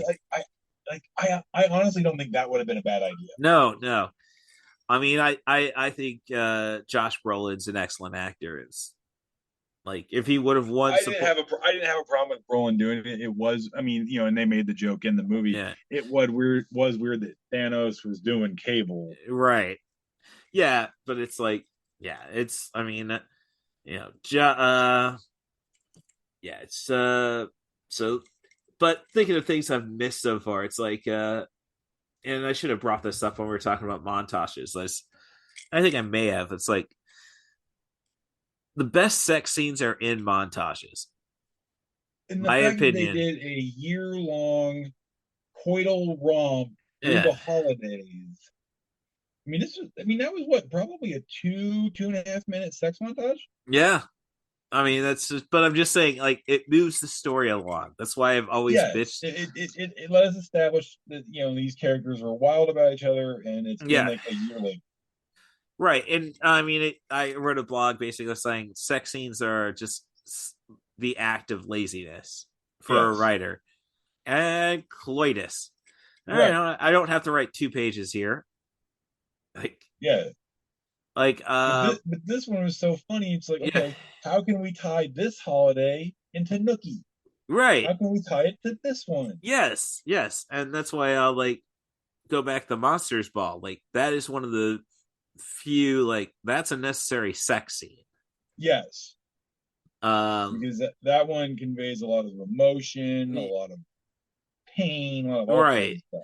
But it was like when I wrote the blog way back in 2007, it's like this is after I'm trying to watch Cyborg 2.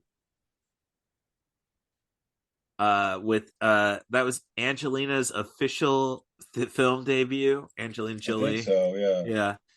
And it's like I'm amazed that Elias Koteas, Casey Jones is the guy who gets to fondle her boobs in this scene. And it's like, no, let's keep this story going. Like, yeah, I want to see if Jack Palance ends up meeting up with he's just such a creepy looking actor. He was Frank was it Nero in freaking The Untouchables?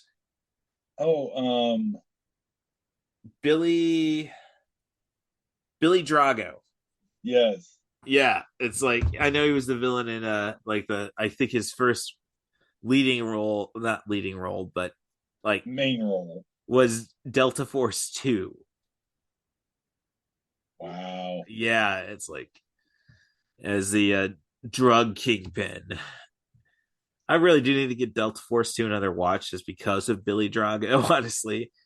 Like I tried watching Delta Force one night. It's like, oh gosh, this is Israeli propaganda to a new extreme. And yes, I know it's a canon movie, but like, yeah, I haven't seen either one of those. Delta, like Well, when I was studying Taekwondo, I started at school, the Lawrence Black Belt Academy, which eventually became Eastern World, in Morton, and it was like, um,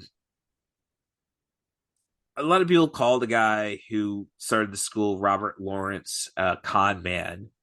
It's like, that goes with any kind of combat sport, Right. sadly.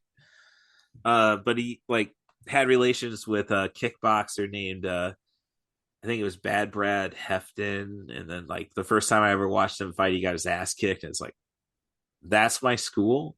Uh, but I was 9 at the time. It was like my dad would not let me watch actual combat sports, but he would let me watch professional wrestling. Like, I think he was trying to teach me early on fake versus real, Right. and you should not encourage real, Right. which I can respect. Like, but it's like, no, I mean, I don't know. I've gone on so many rants. Like, oh, I'm a big football fan. Yeah, no, I like soccer just because one, you actually use your feet. Yeah. I mean, like, I honestly, I love a lot of the XFL rule set. My little nephew was watching a game, and it's like, why are they doing this? Why are they doing that? It's like, well, because they're like, because in the XFL you get the 1 point conversion from the 2 point, the two yard line, Yeah. 2 point from the 5, 3 point from the 10, Okay. and they kind of discourage kicking the ball at all. And it's like, Ah. yeah, so nobody's running into each other. They also have the, oh, you could, instead of the onside kick, you could have 4th and 25 from your 20. I didn't know they did all that. Yeah, so you can convert a Because I first. remember back in the original Oh no, that XFL. was all about the violence. Like Well, yeah, because they didn't do a coin flip. They did that that. wonderful game we used to do at recess. Kill the Yeah, guy with the ball. right. Yes, and I think it was after the first week. It's like, oh, Yeah, we let's not do that actually, no more. Because yeah, the first time they did it on the very first game, dude like broke his collarbone and dislocated his shoulder. It's like, come on. Like we haven't even had one play of the game, and this guy's out for the rest of the season, yeah, if not seriously jacked up forever. right, yeah. No, it's, but that's my thing. It's like combat sports. These are two people looking not to get killed and to kill their opponent. Yeah, Granted, somebody we're hoping somebody dies, but at least everybody knows what they're looking for. right. Football is like, we're hoping somebody dies, and usually that means they're not going to see it coming. Yeah, Or if they see it coming, they dodge it in some miraculous way. yeah, So it's like, we're really, that is car crashes. yeah. It's just yeah. You're I mean, I don't get me wrong. I love watching football. I played I'm not football. saying, and I played football, and I've gotten more injuries from all my combat sports experience. But But at the same time, yes, like I you knew what I was you looking. I knew what could happen. yeah, but yeah, like when you watch these gigantic people running into each other at speeds that people should not be moving at in the first Yeah. place. Oh no, I like, and I say that about hockey. I wish we didn't have helmets in hockey. It's like, you want more scoring in the sport.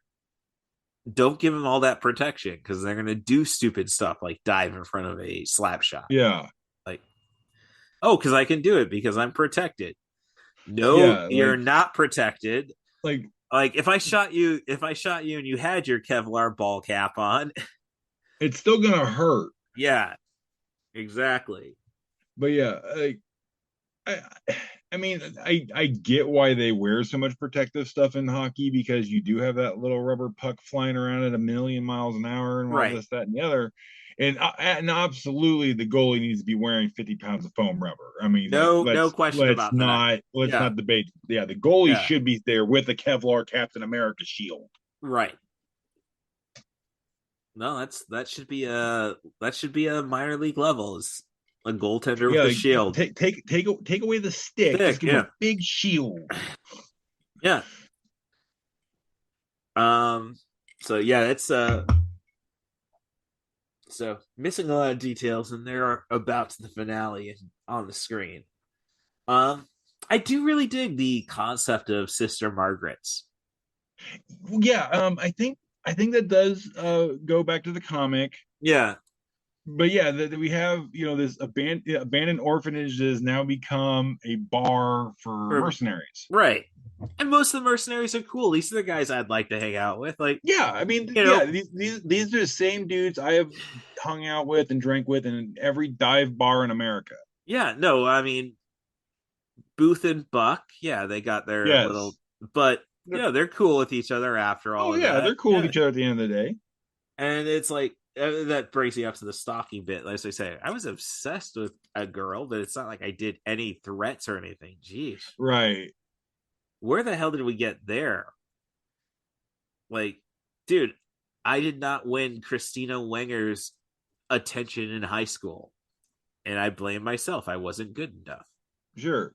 to go and threaten somebody. Like, Yeah. you will love me. It's like, dude, No. you lost. Like, I admit, I'll acknowledge the people saying no. You should if a girl tells you no, you should never bother them again. It's like, yes, I get you're right, but it's kind of like, but then you're giving up on yourself, man. Like, I tried my best to be all right. How do I make myself better to win said Right. girl over? And that's not what you should do. You shouldn't be trying to change yourself for a girl. Again, codependency issues. But as long as I feel better about myself for doing something, it's like, I eventually learned that, it's like, oh, well, no, I'm a better person anyhow. So I'll, keep moving on. Oh, Yeah. she's single? Well, let me get my pitch ready. But, and the biggest kicker about that was like the girl I did fall in love with and eventually died of a heroin overdose. It's like, oh, you were in junior high with me for 1 year when I was obsessing over this other girl. Fudge. So, but yeah, no, I think it should be standard operating procedure though, if especially with Buck or Fat Gandalf, as they called Yes. him. Like when Buck, she Vanessa has him by the balls, and it's like, Yes. Hakuna the Tatas. Hakuna his Tatas. yeah, but he first says, "I'm sorry, I don't have a filter," and then she tightens the grip. It's like, Yeah. yes, like that's no excuse. You say you're sorry, you acknowledge you did Yes. something wrong. You don't try to justify. I think that's a good lesson. I think that should be standard operating procedure, at least in bars. Oh yeah, absolutely. Like, bars are like the hockey rink. We should be able Yeah. to force it ourselves. Yeah, there you go. I'm down with that. Yeah, I mean, let the bartender assign 5 minutes and 2 minutes accordingly. I got put out in a timeout once for saying, "Oh, you got served." It was a 2 minute. It was a Minor infraction. Minor infraction. I acknowledge that I earned it. Yeah. Yeah. Okay. Here's just a random question: is there such a thing as a good TGI Friday? Sorry, Jacksonville, and sorry to the elite. Which Yeah. I mean, I've never really had a great. Not to say we have them around Central Illinois anymore, but No, because they got rid of the one in Urbana. That's where, or Champaign rather. That's where yeah. Raising Cane's is going. Raising Cane's is going across. No, that was the Applebee's. Oh, that's right. Yeah. That's right. I got it mixed up. No, I was never an Applebee's fan anyhow. So, but Like, yeah, I don't have a whole lot of TGI Fridays experiences. They're okay. yeah, I mean, not worth boasting about on your special forces trip, I suppose. And I hope he did not kill Bob. No, well, he headbutted Bob. He headbutted him, but I mean, Yeah, I think he just headbutted him, laid him in his nice little love note to Francis, yeah, and just like, okay, go home and rethink your life. Say hi to Gail and the kids for me. right. So it's But when I did make a note, like sex scenes are best in montages, I'll go back to actually an old Brandon Lee movie again, Rapid Fire. I don't remember that one. Okay, so that's Brandon Lee is a student who ends up witnessing a murder involving the triads Okay. and the Italian mafia. He gets like sent to Chicago because that's going to where he'll like basically he's going to get blackmailed. Like, oh, you kicked so much ass here, like you don't think we can charge you with stuff for during this fight? Right. So you're going to what is it to you're going to testify against this mob boss you saw kill this guy. And eventually Power Booth knows like, oh, everything's screwed, so he's the FBI agent not playing by the rules. One of those Saves movies. his butt. Gotcha. Yeah, it was early 90s. Granted, everything Brandon Lee would have done would have been early 90s. Yeah. But there's a sex scene after they go and catch that mob boss, and then it's like, well, he's got to go and get out. Well, they got to either the triads have a violent segment where they're killing off everybody and the Italian mob and the jail and such, while Brandon Lee's getting lucky. Right. It's like, yeah, no. Movies, the story is still moving along. Yeah. It's not just, hey, here's a 2-minute break for gratuitous nookie. Yep. Now we resume our film. No, the film is still happening while dude's getting nookie. Yeah. But this just bring me up as my notes. It's like this is one of the after this time. It's like, oh, that's why Regina rhymes with fun. Yes. Yeah, catching that one. Like, oh, that's how you say vagina without saying vagina. Exactly. So let's see. So I guess we should address T.J. Miller. I mean, one, Weasel is kind of as much in as breaking the fourth wall as Wade is. Agreed. Like, when he introduces Agent Smith, like, here's his card. I guess this might further the plot. Yeah. I don't have any serious hate for TJ Miller or the character. No. I do like by the time we get to the second one, though, when someone sets him up to say something, Wade goes, oh, God, no. Yes. Yeah. They were like, gosh. I'm sure Reynolds is an uncredited writer, if anything. Oh, he's gone so far as to be a credited writer. Let's see. I mean, at least in the second one, I know he was. I got Deadpool 3 writing credits. Rob Liefeld, yeah. Wendy Molyneux, yeah. Lindsay Molyneux, yeah. No, they're great comedians. Yeah. He's got a co-writer on 3 at least. It's just one of those weird things. Like, how did Ryan Reynolds know this was who he was? Like, this character was established in 1991. He would have been 20. Was born in 75. He would been 20. He wouldn't even been 20 yet. Yeah. It's like that actually goes back to one of his first comic book roles. We talked about X-Men Wolverine, but we did not talk about Blade Trinity. Yeah, well, do we really ever want to talk about Blade Trinity? No, but we are. Triple H was good in it for what he was. For this one reason, as they're explaining the character to him, someone hands him a couple of Deadpool comics. He goes, "This is who you're really playing." All right. And you kind of see like the genesis of that when he's playing around with the Hannibal King character. So by the time like a year or two later, when they're casting for X-Men Origins, they already had Ryan in mind. That's why they gave him the comic books. All right. Oh, there we go. So, all right. I mean, no, you can't kill Whistler at the beginning of the movie. Like, no, that was bunk. Especially when you took so much time to bring him back for the second one. Yeah, we kill him in the first one. We'll bring him back in the second one, mess them up a little bit, and then kill him in the first 20 minutes. No, it's like, yeah, I know. like John Wick did it right. Like everybody says, oh, it's a everything's got to be a trilogy. And John Wick Chapter 3, it's like, all right, well, he beat the high table. Yeah, nah. Right. All right, yeah. And John Wick 4 did it right. Like, okay, we could probably keep this going, but we're just going to do an We could end extra it here long. if we wanted to. Yeah, exactly.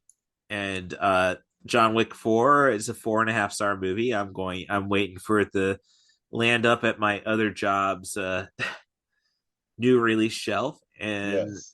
pardon everybody who was hoping to get a steelbook. Not after me, thank you. So all right. So let's see. This was one, honestly, this last couple showings is like the first time I got the shake wake joke. Totally. Yes.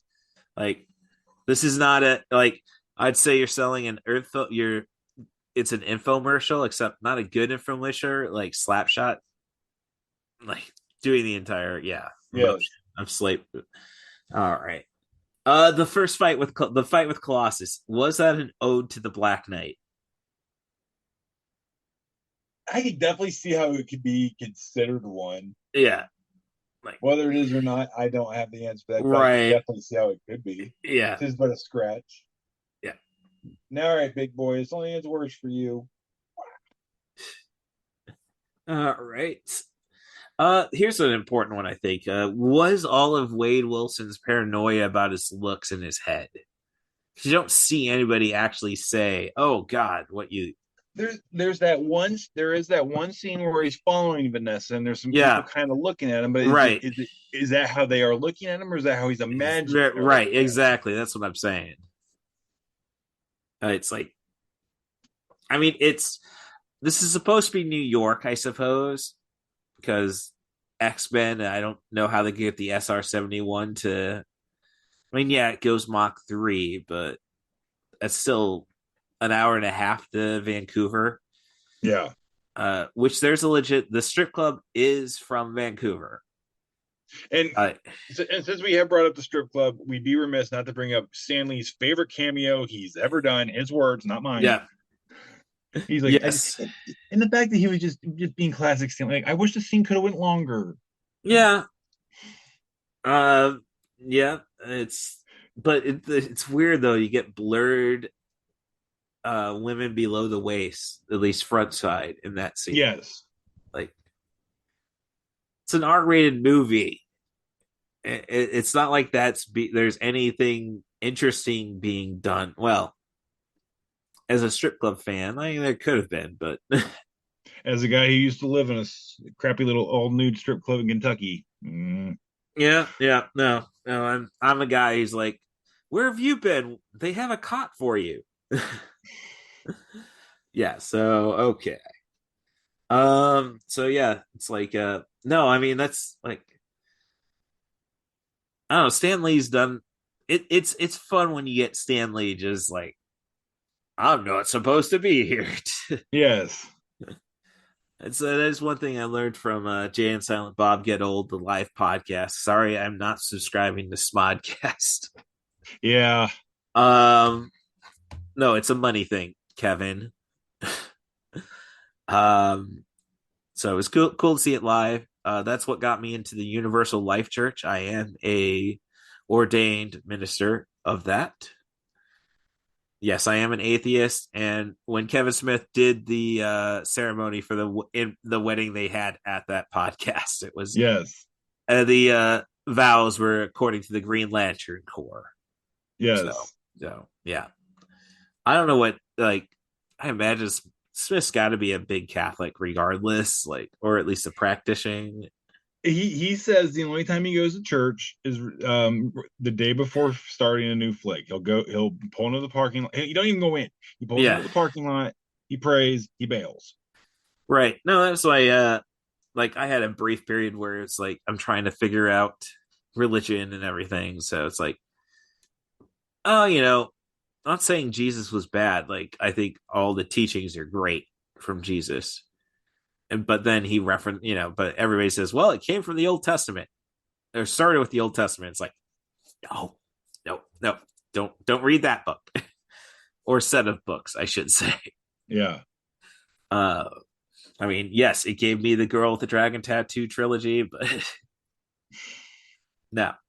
But no, one time I went to Temple, and it's like, well, I remember Garden State, and they go through the entire bit like, oh yeah, they build the temples to allow them to really fill it out during Jewish holidays, but most people don't go. And then it's like, I'm sitting waiting, and it's like, gosh, there's not a lot of people here. Like, I did not like. I wanted to see Temple. I did not want to get introduced to the entire congregation in one day. Right. I don't want to get that personal. It's like, yeah, I'm bailing.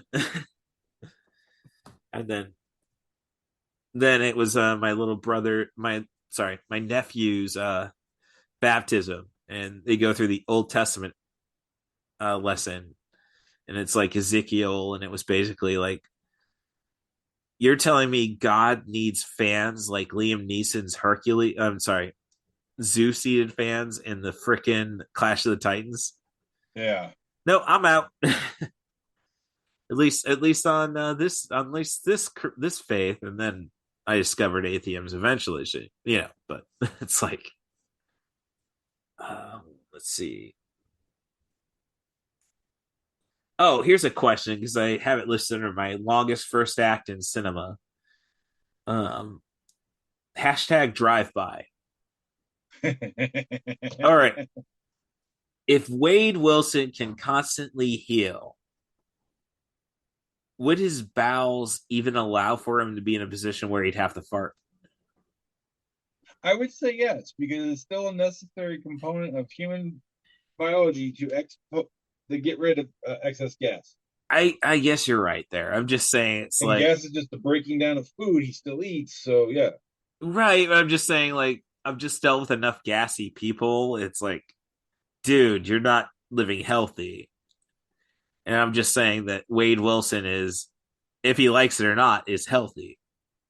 Right, but he does eat tacos and chimichangas a lot. Well, no, yeah, no. There you go. It's all right. Okay, so here's a question: Chicago versus Wham.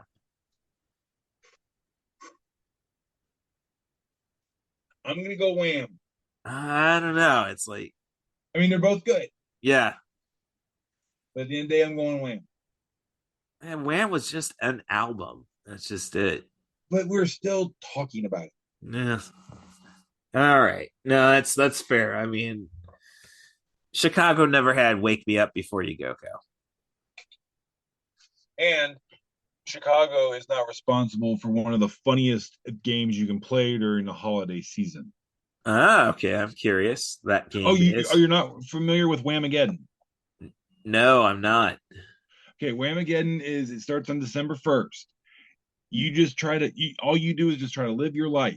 But the second you hear Last Christmas by Wham, that version exclusively, you're out of the game. Oh, okay. And people get pools going with their buddies, the championship belts like they do in fantasy football, stuff like people get funny with it. It's quite interesting. All right. Well, yeah, that definitely. All right. Let's see. Heel factor of Deadpool versus the extreme reflex reactions and no pain of Ajax. I'm sorry. Let me correct that. Francis. And I don't know if you can choose one because that's what makes that final fight scene so great, in the fact that they can do whatever they want in that fight scene because one of them can't die and the other one can't feel any of it. Yeah. So, I mean, that's why you got axes to the head and knives going through this and being thrown against forklifts and just a very good ultra-violent fight scene because you can. Yeah. So, I don't know. That kind of brings the end, though, with the fact that Ajax can't feel pain. It's like the moment Colossus tries his hero monologue. Mm-hmm. And it's like, you see Ajax like, come on. Yeah. Shoot me in the head. He can't feel it, but he knows his body's wrecked. He Yeah, knows he's a dead dude anyway. you're right. It's like, So he just leans that head up on that pistol, yeah, like, come on, big boy, 5 pounds of pressure. right. And just a note on something that qualifies similar concept: Darkman. Mm. I mean, it goes back to Sam Raimi and Spider-Man. Basically, Darkman was created because he couldn't get the rights to a comic book movie at Yes. the time, and like, So make your own. yeah, I mean, no, and that's like comic book movies. Like, you had the Batman Mm-hmm. and Batman Returns, and then it's like nothing till Blade. That's not entirely true. I mean, you got like you had Steel thrown in there. They would throw in some I mean, minor, I like Tank Girl. I've bought it a we couple had of Tank Girl, times. we had the Phantom, The we had the Shadow. Shadow. We had But comic book movies. Yeah, but I'm just saying, Russell McKay did not like. You put sand in any Russell McKay movie, he's the guy who directed the original Highlander Ah, and Highlander 2. I'm just saying, we start Highlander 2 on the desert planet of Zeist. yeah, It was like, gosh, no. And then he did a Mummy movie, which of course, not going to watch it. There's plenty of sand. I know that. yeah. And he did a movie called Resurrection, which is really screwed up and definitely something that, yeah, wasn't going to sell in the theaters, but like basically a guy trying to reform Jesus by killing people who were sinners but had the names of apostles and piecing the body pieces together. So weird ass movie, but it's like, all right, this is, yeah, I can see that. And you got Christopher Lambert. I'm there for his Lambert's laugh ever. Yeah. Anyway, Oh yeah. yeah.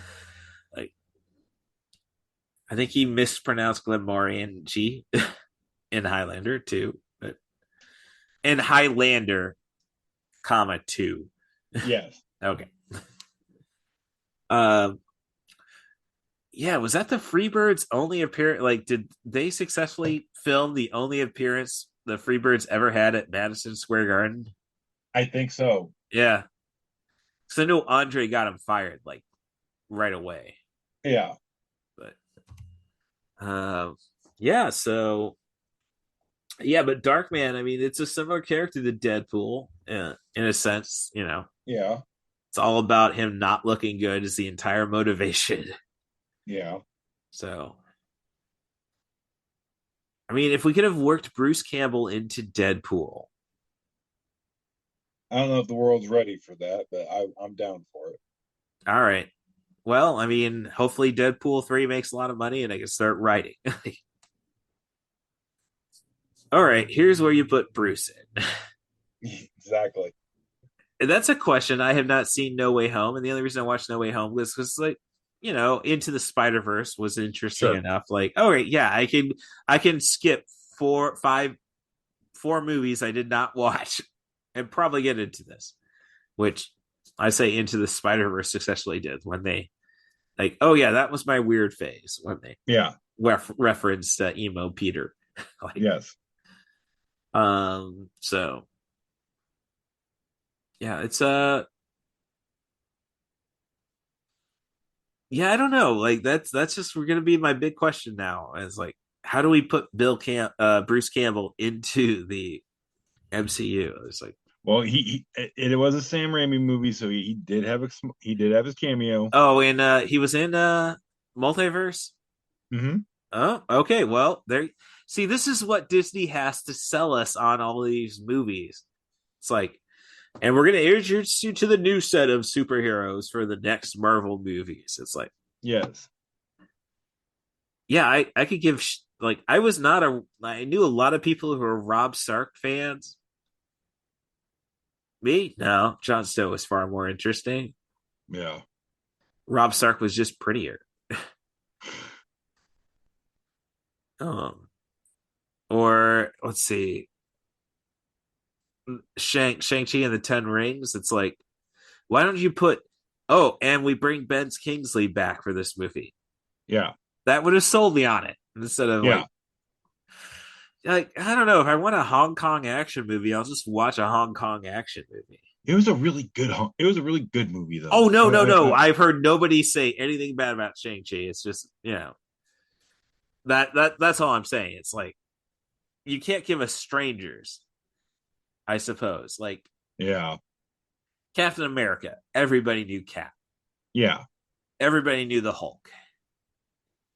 Iron Man, yeah, he honestly was not that highly rated, I guess you would say, in Marvel Yeah. characters, but we kind of knew of Iron Man. Yeah. Yeah. We were familiar. Right. Guardians of the Galaxy is the anomaly in that. Yeah, and Nobody in that first wave, that was really the one. And Yeah. even Ant-Man had like some kind of a footing. Right. Yeah. By the time you get to Guardians, it's like, Who wait, the what? hell? Yeah. Like And the tree and the raccoon talk. yeah. It's probably gonna be my favorite of the first wave, just Oh, because definitely. like, so it's a space opera, but everybody's Han Solo, Yeah. which is the entire reason I like the prequel trilogies of Star Wars, but it could have used a Han Solo. Yes. Like that's just it. Everybody was a freaking monk. It's Yeah. like even 36 Chamber Shaolin, we had like the guy went to the Shaolin. It's like we knew he wasn't a pure guy. Right. Yeah, so I don't know. Great. Now I'm further pumped for Deadpool 3, and we still gotta wait another bloody 15 months for that one. Yeah. And I do have a Deadpool shirt. I did not know this was going to be This is one of many. I own probably 20, 30 some Deadpool t-shirts. I did hold myself on Deadpool a bit. I don't know. I had my period where I was into ripped apparel, shirt punch, and T Fury, where it's like limited different t-shirts for like only available for one day, $12. Yeah. Yeah. My mom hates it. Again, Yeah. when I bring my laundry, if you buy another t-shirt, Mom, I haven't bought a t-shirt in God knows how long. I don't recognize all these t-shirts. I bought a lot of t-shirts 5 years ago, Mom. Yeah. I'm not saying there wasn't a problem at some point, but it's cheaper than baseball cards. Jeez. No kidding. Yeah. Like that's just it. It's like you'd rather I take up space somewhere. Yes, I like to collect shit. Come on. The only problem with collecting stuff is that you should really prep yourself to sell it. Like, Yes. You have to have an exit strategy. Yeah, I have a Superman Red Sun Funko Pop. I bought for like $60. I think it's going for $200 now. It's like, do I really? It's communist Superman. Like, how do I part with that? I mean, Lord knows what my CM Punk WWE Funko Pop is going for right now. Who knows? Yeah, it's just a quick surge and I'll know, but it's like right. So all right, well, definitely a lot of fun talking about like I don't know, when it comes to comic book movies, I'm sure I saw something that made me say there was something better than Kick-Ass, but for me, it just kind of boils down to something I posted online after this movie came out. I had I was so apprehensive when I heard that they were making this movie because I'm a big fan of the character. Comic book movies have been known to kind of like screw with stuff. And the closer we got to the movie, the more those apprehensions went away when I would hear like, oh, they did this and they're doing this and that. And then I saw the movie, and it's the very first movie. Like as soon as the credits started rolling, because we went and saw it on opening day. All right. I looked at my wife and I was like, "We're coming back tomorrow." Kind of a question, kind of not really. And like, yeah, I loved everything about this movie. I think something I said in that thing I wrote all those years ago was it took my expectations and like a Pat McAfee kick booted those things all the way downfield. Like, yeah, I can't say enough good things about this movie. This was definitely probably one of my favorite movies of all time. Yep, and like a Pat McAfee kick, you better make sure you keep an eye on Pat. Yes. Like that, he was the ultimate asshole in football. I love me some Pat McAfee. I'm a Colts fan, so I loved him on. Oh well, I loved him before he even walked on the field for Indianapolis when he was arrested for allegedly, in his words, swimming in the Indianapolis Canal while very drunk one night. no. There's nothing to hate about Pat McAfee. It's just like except for the fact that he was a jacked punter. Yes. Like, dude, that just screams. He was such a jack punter that when he started to mess around with professional wrestling, you didn't question it. Yeah, but I'm just saying, like when you see him lay a hit on somebody, it's like, that I know exactly what you're talking about. Where he punted and like he's the last line of defense and he lays them out. Yeah, no, you're a punter. Like, and he didn't lay him out with a well placed round the waist wrap up. No, he blew them up with a shoulder block. Yeah. Punters are not supposed to take out people with shoulder blocks. No. And the fact that he starts the Conor McGregor strut off the field. Before Conor McGregor, thankfully. Oh. Sorry, I'm not a big Conor fan. No, I'm not either. Proper number. It didn't help him that proper 12 is a shit whiskey. If you want to drink Irish whiskey on the cheap, yeah. No, you just buy Jameson. It's about like it's not that much more expensive. Like, no, it's like, oh, I'll save you $3. Like, no, thank you. like I'll buy anything at my liquor store that has a tasting just to figure it out. Oh, no, yeah, we're doing proper number 12 apple.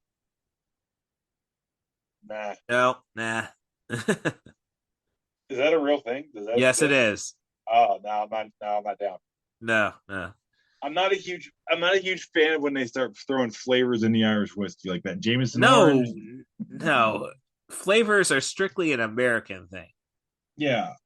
Like, I have a fit. Like, there was another tasting the next week for Dough Ball whiskey.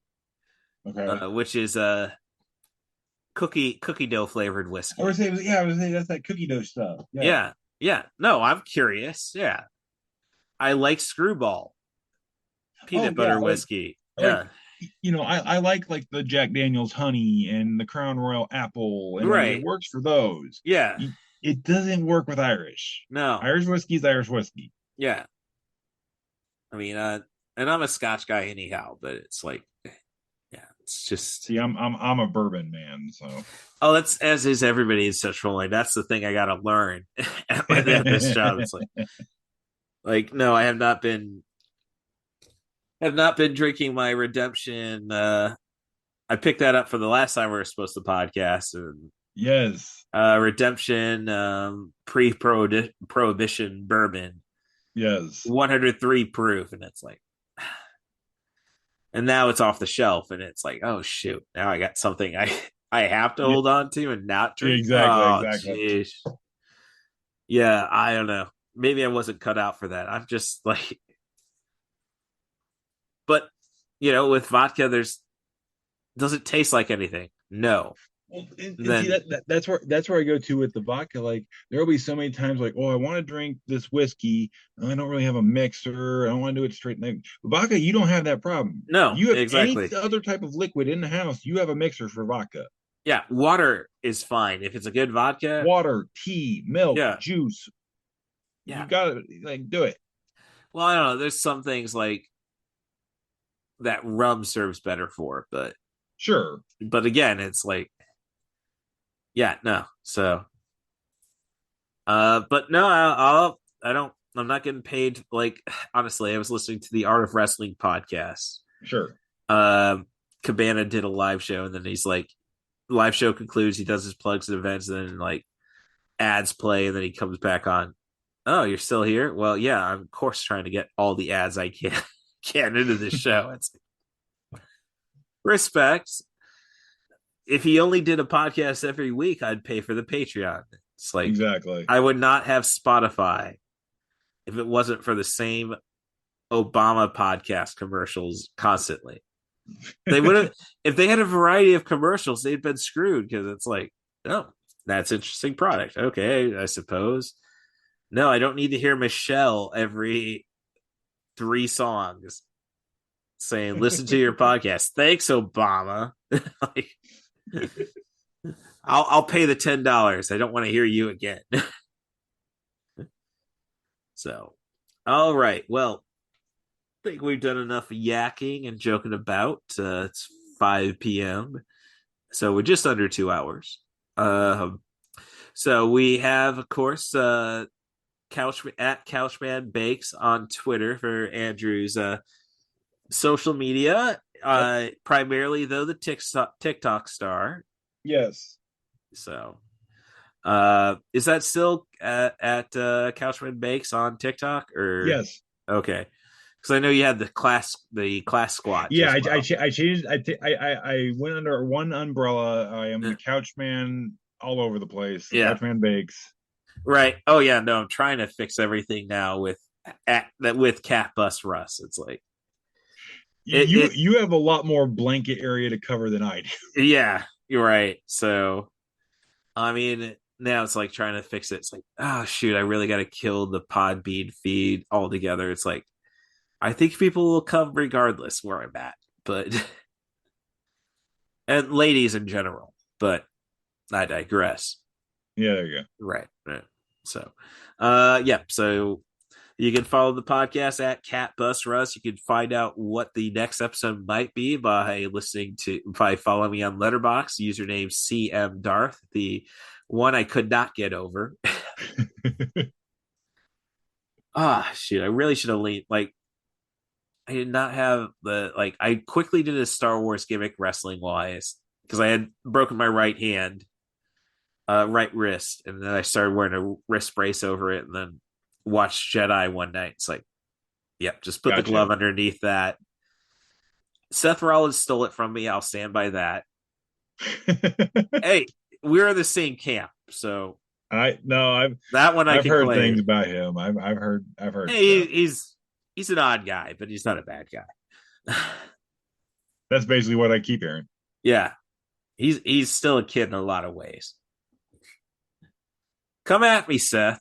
You know I'm Shooter Staley. Like that was my thing. It's like, oh, somebody's trying to prove he's real shit, Russ.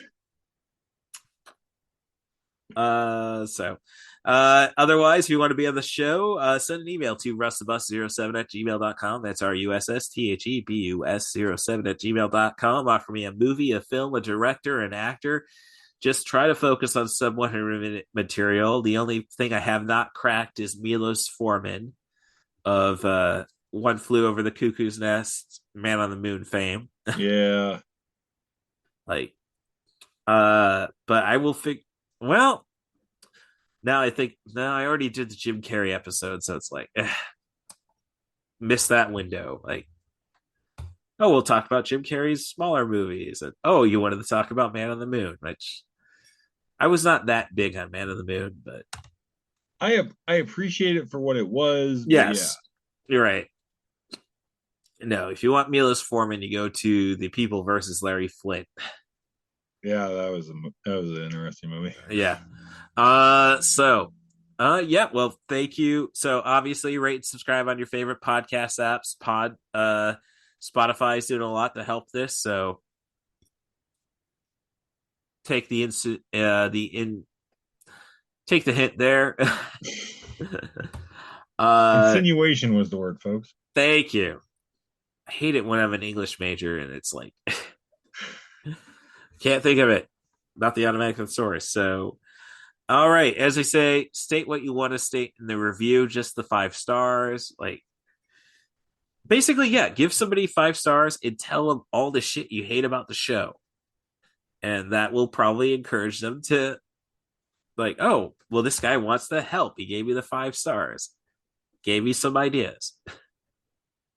So, otherwise, talk the shit about the show on at Catbus Russ on Twitter, or be hit. Get on Mastodon at Russ Stevens at mastodon.social. So, all right. Well, thank you very much, Andrew, for all of the time today. Thanks for coming with me with this movie. And truthfully, it's not like I don't like, if I can get an excuse to watch Deadpool again. Exactly. Right. That's the beauty of this show. It's like, oh, you want me to watch this again? Let me figure it out. Yeah, twist my arm. Right. And I'll get it taken care of. So, all right. Anything else you want to plug right now besides the TikTok? Just follow me on TikTok and Twitter, and like my stuff. Thank you. Yeah. All right. Well, thanks again, Andrew, and until next time. So, well, as I say, we got Darkman. We still got to figure out Cosmatos affectionately, or I don't know if you get that figured out. Yeah, that's like our grand opus. Right. Like, I just probably need just one more movie or so. We got Cobra, we got Rocky, we got Rambo 2. And Tombstone. Yeah, well, Tombstone is what we're working for. Right. That's the one obviously I'll focus on. Right. Yeah, we got Cobra, Rock. What I can't think what else he did off the top of my head. Right. I'm gonna do that real fast.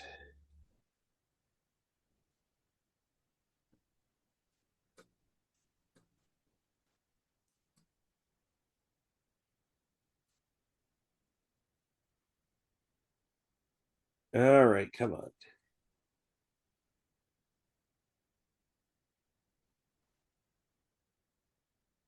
If Michael Biehn was in Leviathan. He only directed 10 movies.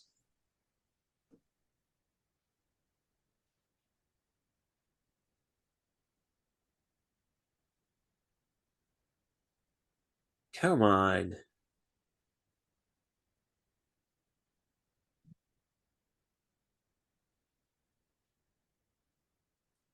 Yeah, no, I mean, that's a tough one. We're pretty much going to cover the entire filmography, like it or not.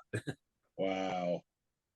Yeah. So, I don't know. I already did a Michael Biehn podcast. Well,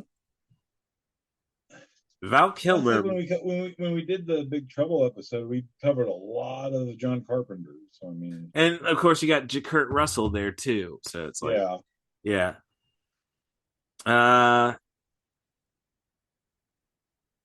Powers Booth, I guess, might be the key. I would say Val Kilmer. Even Sam Elliott. Yeah, Michael Rooker was there. Because I could talk about Roadhouse all day long too. So I mean, yeah, Roadhouse. Yeah, well, all right. That's the next project. Is looking. How do we do Sam Elliott? Thank you for smoking. Have you seen that one? Right. Oh, yeah, I have. Yes. Yeah. So, all right. Well, we will work on that for next time. This will probably be dropping in a couple of weeks. Like, I want to try. Sure. Stretching things out. Like, oh, if I could actually bank stuff. Yeah. So, all right. Let me go and stop the recording. Sorry for. Oh, all right. Formal ending. Thank you, Stacia Harden, for looking after my ass the last 19 years, and hopefully you're squeezing the shit out of the one-eared angel skimble shanks. There we go. All right. Thank you very much again, Andrew. Hey, no problem, dude. All right. Can I hear a wahoo?